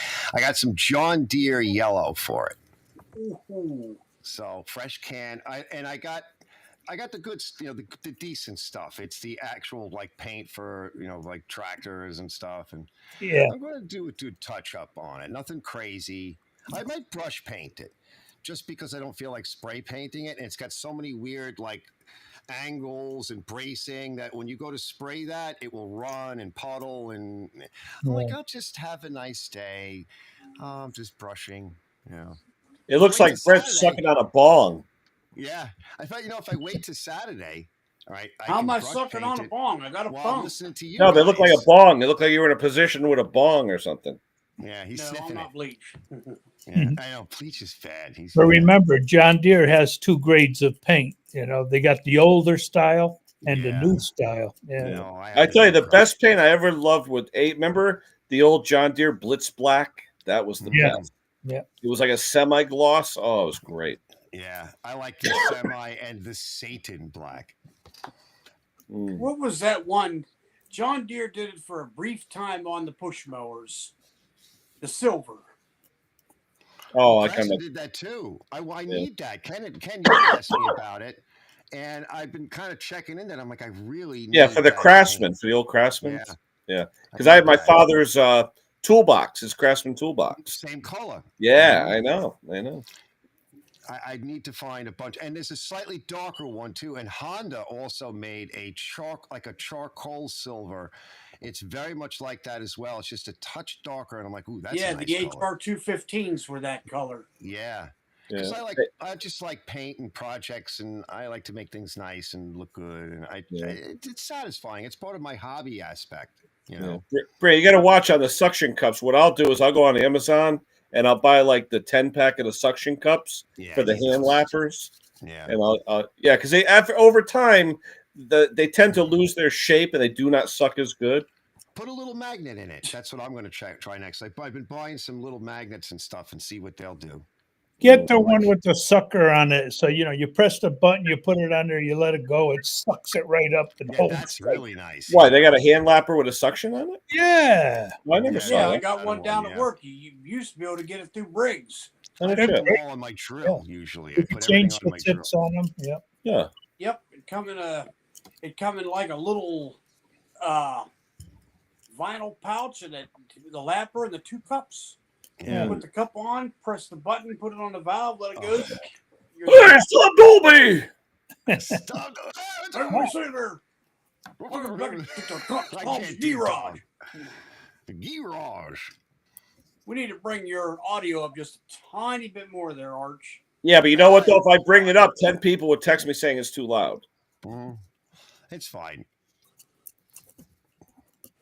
Because I'll wind up yelling sooner or later. Yeah, but Arch, if you brought the mic 2 inches closer, you'd probably be 10 times louder. I know, because that's what happened. Because then I start to do this crap, and like, say, just do that. It's how I am. A little crazy. Yeah, we were just talking about Tom a few minutes ago. I was talking about that blade grinder. Yeah. What was the sucking? Wait, the sucking thing? Wait. Yeah, but suction cups. Yeah, it's the valve lapper with the plunger on the one end that releases you push the plunger in, put it on the valve, let the plunger go, and it holds the lapper valve. to the valve. It works great. I love it, Yeah, I got one down at the shop. I got it through Briggs. Some of the older valves I've seen, and I've seen them on some of the old Fords and whatever, even some of these small equipments, they have 2 little dimples in the valve. And yeah, that's when you put the little fork in there. That tool, yeah. And I'm like, that's what I'm talking about. Valve grinding. Yep, that's the one I got. Nice. Yep. Nice. Like a dart. I'd like to get a hold of one of those glass, lappers that you set on the valve and you turn the crank and it turned and advanced. Yeah. I forget what they call that. You know the one I'm talking about, Hank. I know what it is. The reversing one, the one that reverses every time you rotate it. The one that goes it's got a crank on it like an egg beater. A little bit this way, a little bit that way. The reversing, I got one of those. That way. Yeah, and it has the 2 points. I mean, you could put the ends on it, different ends with the 2 points. Yeah. Like Arch was saying, with the 2 holes in the valves, the old style. Yeah. Right. Wait, Arch, say something. I just adjusted you again. Make Arch a little louder, Tom Dolby says. There you go. There you go. It's I like him. Yeah, but how's John Clem, though? Because Clem was the one saying it was overmodulating. Yeah, it could be. Yeah, it's probably because I was yelling into it. I'm like this all day long. I do get quiet. It doesn't happen for very long, but I'm actually like this all day. I kind of wake up this way, too. It's horrible. No, you got to sound like the Long Island Jew. It's horrible. It's horrible. I've grown up around all of that. We're going to Florida. Myron. You were talking about Myron, what are you doing? I'm going to Florida. Will you tell me? I just made breakfast, so now you don't want to eat it?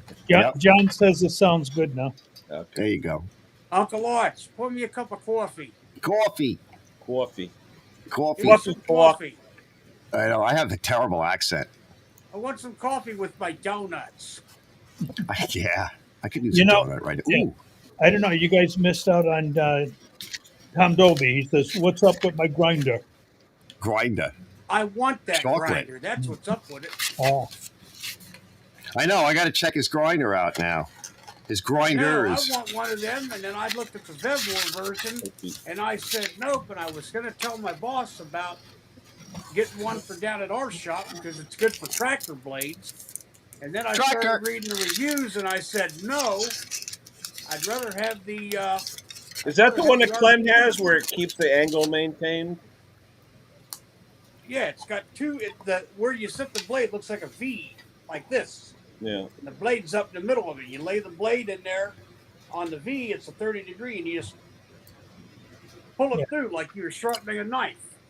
The only bad thing is it doesn't do the wavy ones, with the... Oh, yeah. Well, John, I've never seen anything yet that'll do a wavy one other than doing it with a hand grinder. Yeah. It's funny. You talk about John's accent, though. One word I love when he says it. Hey, don't be a moron. Yeah, a moron. Moron.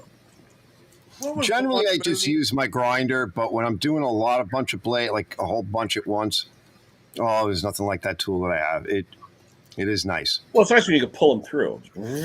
Yeah, that's nice you pull too. them through. It's just like pulling it. It's just like a pull it sharpener. Yeah, where's your toy, Dark? Pull it, pop it. Pull it. Yeah, I did see it somewhere. I don't know where it is now. Pop it. Pull it. Arch was playing that with that alive, and he was pull it, twist it, pull it. Arch goes. It's hysterical. You pull it. Yeah, you pull it. I have a bumper with that somewhere. The stupid bumpers. Oh, can you guys see I don't know if you saw the most recent bumper I have with that Firestone mower. Did you guys see that one? Or is that the one that caught fire? No, it's a newer one, but it's on a couple of new videos. It's the Firestone Mow Better something or other old mower. Yeah, it's really cool. John, I had to give you that old Park Lane. I love the Park Lane. That is nice. I just mentioned you guys were talking about the hand crank the other day, and I'm like, yeah, I want one of those. I'm surprised you don't have one. I did have one. I threw it out. It was like when I first moved in here, things were getting crazy with the shop and everything else. I'm like, oh my God, I got to finish cleaning. I didn't want to let it go. I had something up here. I could have kicked myself for getting rid of it now when I was cleaning out my garage because I had quit my job there several years ago and was just going to stay up here. I had one of those old Ryan Renault-thin flail thatchers, almost like that mott mower that Carol did, and it had the big Clinton 494 on it. And I got rid of it. It was in my road. I wasn't doing anything with it. Now I wish I wouldn't have. That'd have made good YouTube. Is William in the parking lot again? That would have made for good YouTube video. I had actually gotten it running. It didn't have spark because the mice had got to the spark plug wire, and it has the magneto under the flywheel. I ended up taking a coil off an old school Takamish, spliced extra coil wire on it, and I mounted it to that Clinton mag, and the damn thing actually worked. I had an old Clinton engine on my Stanton mini bike, and I hot rodded the engine, and I beat the Black Beauty, the other kid in the neighborhood with a Black Beauty, with a big Briggs motor on it, and I beat that guy. 150,000 miles. Oh, what's the gap on there? 500? It's supposed to be 40. And you can see the number 1 and 2 were all oil soaked. Yeah. You know, but no electrode. Now those are iridium wire electrodes, so they're really, really tight. There's nothing left. Nothing. Yep. Yeah. Yeah, but they last as long generally. It was 150,000 miles. Yep. And it still ran, except for the one coil pack that screwed up, he would have still had them in there. Yep. And when we took apart the valve cover gasket, it was brittle like plastic. It just broke apart. Hey, here you go, Ken. What's that? That day. Zoom it in. Tom's grinder. That's the sharpener. Turn it a little bit. Interesting. It's reflecting. What's the brand? What's the brand of that thing? RGB 712 is the model. Was it? RBG Robert Bryan grinder 712. Let's see. Tom actually has a review up there when he unboxed it and we're showing it. How much is it? $550. Wow. But that's only good for straight blades. Well, I've been seeing a lot of that, and I've had people that bring me tractor blades in down at the other shop. They bring like 12 at a time, and to sit there with a hand grinder and do those is consuming. Understandable. Yep. And tractor blades generally don't have that wave to them, but I can do wavy blades with a hand grinder. I can make one of those for $100. Yeah. Yeah, I've seen disc Yeah. sanders like that. Yeah. If I ever find one of them used on eBay, I'm snatching that bad boy up. And the Vevor version, you couldn't put the dust bin on it. That one, you could get a dust bin. That RBG. Well, generally, I like to do stuff like that outside, though. Anyway, if I'm doing multiples of that, I'm not doing that in here. It's good for the I grass. hate it. Yeah, and also one thing I do like about the hand grinder though is I like to clean my blades. I go over it with the sanding disc quick and go over everything, and it's nice. And Do the you maintenance paint your services- blades out? Like Pate will actually put a cheap black paint on the blade. only for certain reasons or for certain customers. Not like on this thing, no. Yeah. See, the All American, is- that's the one I want to buy. The All American, the one that follows the angle. Yeah, that's the one I have. Yeah, I have the Chinese version of it that I did. Like I said, Well, I'm going to come out with another video. Tom Dolby does have one of those, but he don't Yeah. use it. I like mine, and mine works really good for when I'm doing a lot of blades. And the nice thing about it is it you can deal with the what do you call it, blades? The two different angles. Why can't I think of the word? Not Mulching composting, blade. the mulching blade. Yeah, because you got slightly two different angles, and so I'll set them all up. You chuck it in, you run through them all. It's and you can do the other angle, and it's not a problem. Yeah. Welcome back to Tom's Garage. We're talking about straighteners. What's going on, fellas? I like the one that you have on your garage door, Tom. That's the one I've used for 25 years. That little box. You got your hand grinder. Yep. With the RPG 712, that disc that disc comes with it, you can flip it over. But yet, when one will last me almost a season, it costs about $60 for a new kit. Oh wow! On the left side, you can sharpen it at 35 degrees. On the right side, you can knock the boogers off the nicks. Yeah. Burrs. I call them boogers.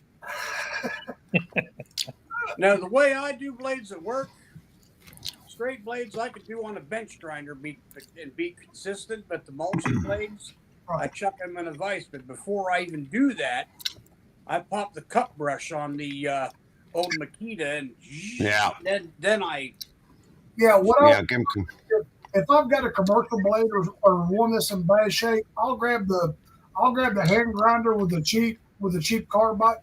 Kids making me dizzy here. I'll use the cheap carbide.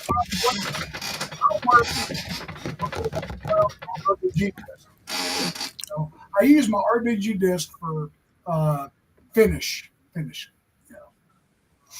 Is that thing very loud? It was kind of hard to, because the camera don't always tell the truth. It's quiet as a mouse. I could have a conversation, just like my new air compressor. I could have a conversation with it running. What do you got for compressor now, Tom? I've heard that one that Oregon makes, that one with the big stone. When you run a blade through that thing's deafeningly loud. That's ancient technology with the big stone. It is. But I went to Lowe's and got the Cobalt. It's a Cobalt 26 gallon. It's called the Quiet Technology. It's 85% less loud than a normal air compressor. Is it belt drive or direct? It's a direct drive. It's oilless. It's 2-cylinder. It's got 2 air filters. What brand is it, Tom? Cobalt from Lowe's. 26 gallon is called the Quiet Technology. Huh. Because I know my oilless is so loud, it wakes everybody up. Yeah, I used to have that pancake under the workbench. I could walk outside and poop, and it would, Mine's underneath me in the basement, and it will wake you up at night. Yeah. Oh, this is great. I could raise and lower the table a few times, and I could take the blade off of the impact during a 20-minute video, and it would never kick on. So that's great. And I got it on clearance a couple of years ago. Well, I know when you guys know I got to buy a new air compressor. I already kind of figured out what I'm going to get. The new version of the one I got now is a 30-gallon version of it. It's $1,000, but hey, I got 20 some odd years out of this thing before the tank failed. Yeah, that's dangerous. Yeah, after seeing that one video, and I heard Wayne talking about it too. No thanks. I don't want a grenade in there. Yeah, I think Stella went over that really well. In a small shop like I've got, I don't want that thing bouncing around for 13 seconds while I'm running from a I think yours and my shop are about the same size, Tom. Yeah, I think mine's 21 by 21, something like that. Mine's 22 by 20. If you want to see it, I did a tour on my channel. I think I saw it. Yeah, I got the LED lighting I got in the ceiling out there. Each one of those fixtures puts out 12,000 lumens. You know how I am in my shop. I can't have too much light. Every time I hang a new light fixture, I find a dark spot. Well, you know me, Tom. I got to have the light because I can't see well. Yeah. Anyway, you go out in my garage, it's like going into a gymnasium. Well, you know, in my shop, it's like walking to a NASA experiment. It's like the longer you stay in there, the darker it gets. Yeah. The darker you get because you get like a sunbeam, sunlight. I had to start taking vitamin D3 pills because of all the fluorescent and the LED lights. Yeah. My blood work looks better. John Clem.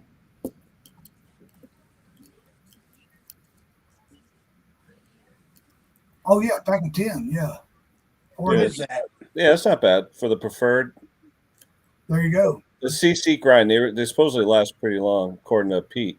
If I have to take a lot, if I have a really dull blade, I won't wear out my RBG. I'll use that in the place, you know, or I'll use the bench grinder, the stone, you know, I'll work it, and then at the end I'll use the RBG to get the perfect angle.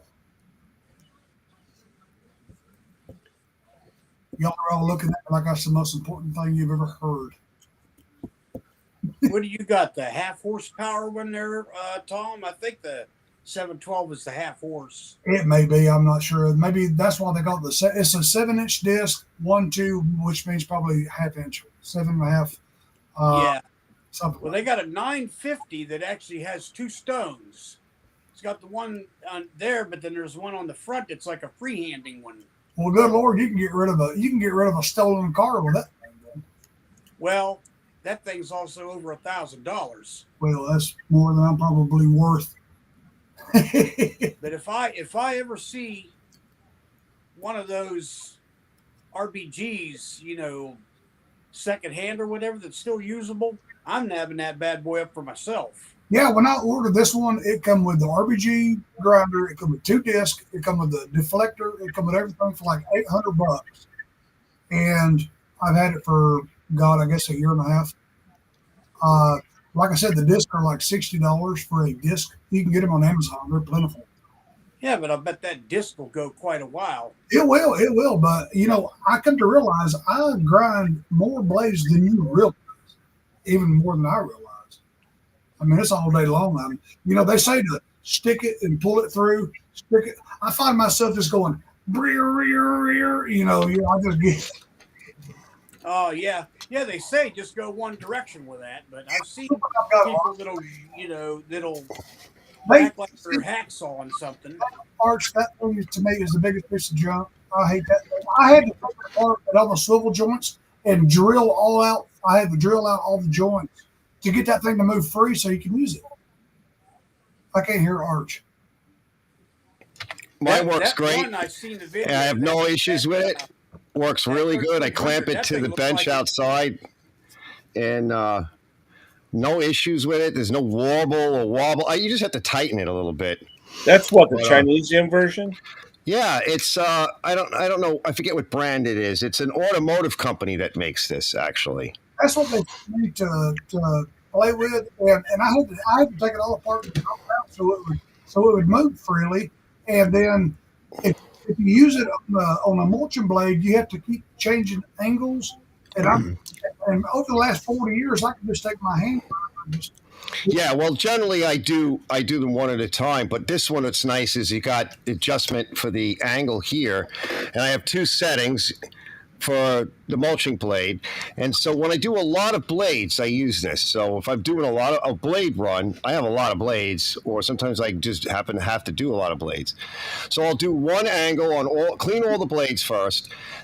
They all have to be clean, and then they go on here, and I'll do the one angle. They're all done. Then I switch it to the other angle on the mulchers, and they're all done. And unfortunately, I actually made a little adapter too, because a lot of these blades today, they're so cheap, they're so narrow. They made them narrower than like your average blade. And so it doesn't chuck up as nicely inside here. And in the video that I did, I actually show when you get this from the factory, you have to adjust this.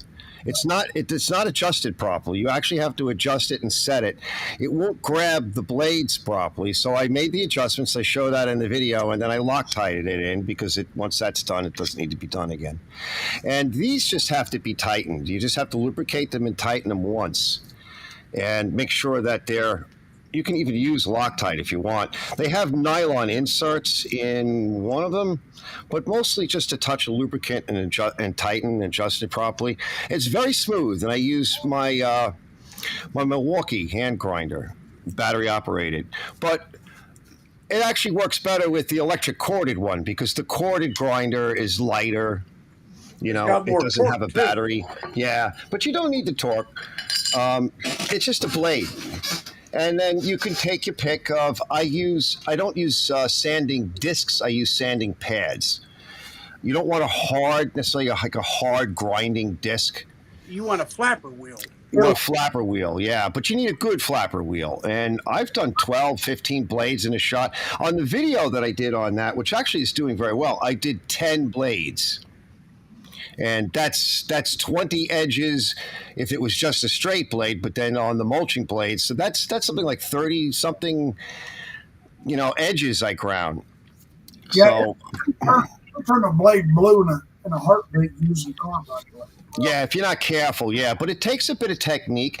And the other thing too is what I showed in my video is so you clamp it to your vise, all right?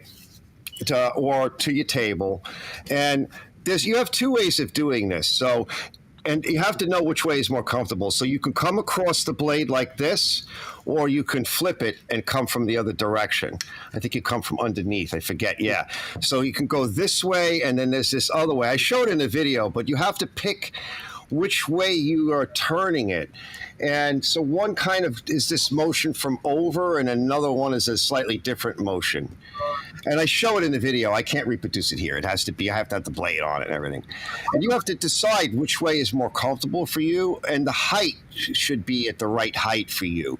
So if you're struggling in any way like this and you're not comfortable, you're not going to get the motion right. So it should be mounted in a position that you're comfortable with, and you can reach and make this motion nice and easy like this. And if you don't have all those things right, it's gonna be fighting you. You're gonna be fighting it.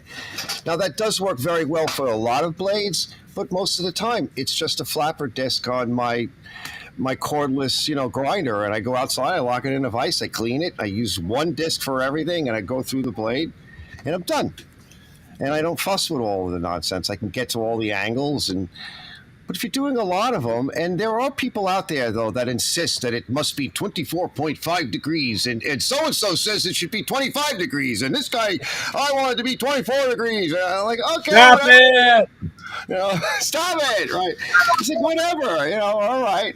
There are people that will sharpen their blade, like, after, like, a couple of uses. I'm going to quote Terrell on that. It's a lawnmower, not a space shuttle. Yeah. And then there's the other argument. Hold on, fellas. There's another argument. So I should go get a blade. But if you look at a blade, Tarrell and others will say, well, only the end of the half inch does all the cutting. Okay. So why is it that in the middle of the blade is always wallered out like this? Because probably that's where people like they'll tip it back and they'll lower it down, not knowing there's a stump there, and well, there you go. They're all wallowed out because they're grinding the blade in that area, because it's not just the tip of the blade that wears. It's also that wallered area why all that material is missing. So it's not just the last half inch that does all the cutting. It's a good portion of the blade that does the cutting. If it's just the tip of the blade, then why do the companies sharpen them so far in? Mm-hmm. Get rid of their own edges. But see, It's not like those old Jacobson mowers that had the big round disc underneath that had the 4 teeth that bolted on the outer edge. Yeah. Remember them, Arch? I remember those. I remember my father was into Jacobson back in the day. He used to buy his Jacobsons from Secor Hardware.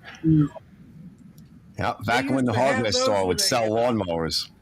They used to have those Jakes like that. They actually had a Jacobson made 2-stroke motor on some of them. Yeah, some of them they did, yeah. Well, he didn't like that. He didn't like mixing the fuel. I had one that had a 3 horsepower Briggs, the old vertical pull. You pulled the cord and went, yep. It went through that gear and everything, yeah. Hey guys, we're on the mower off. It took 10 years for the thing to get stopped. We're on 2 hours, so that's my limit for tonight. So bye everyone. Everyone who joined in. Thanks for stopping by. We'll be back. I mean, hey, I got the next week off, so it's not too bad. Well, thanks for on your live stream, Ken. Yeah, we'll be on Saturday with the regular one, so that's only 2 days away. But hey, who knows? Maybe we'll go on tomorrow night again. Who knows? Yeah, who knows? Restream. I'm loving it compared to the other one. So restream the restream. Thanks for showing up. We will catch you on the backside.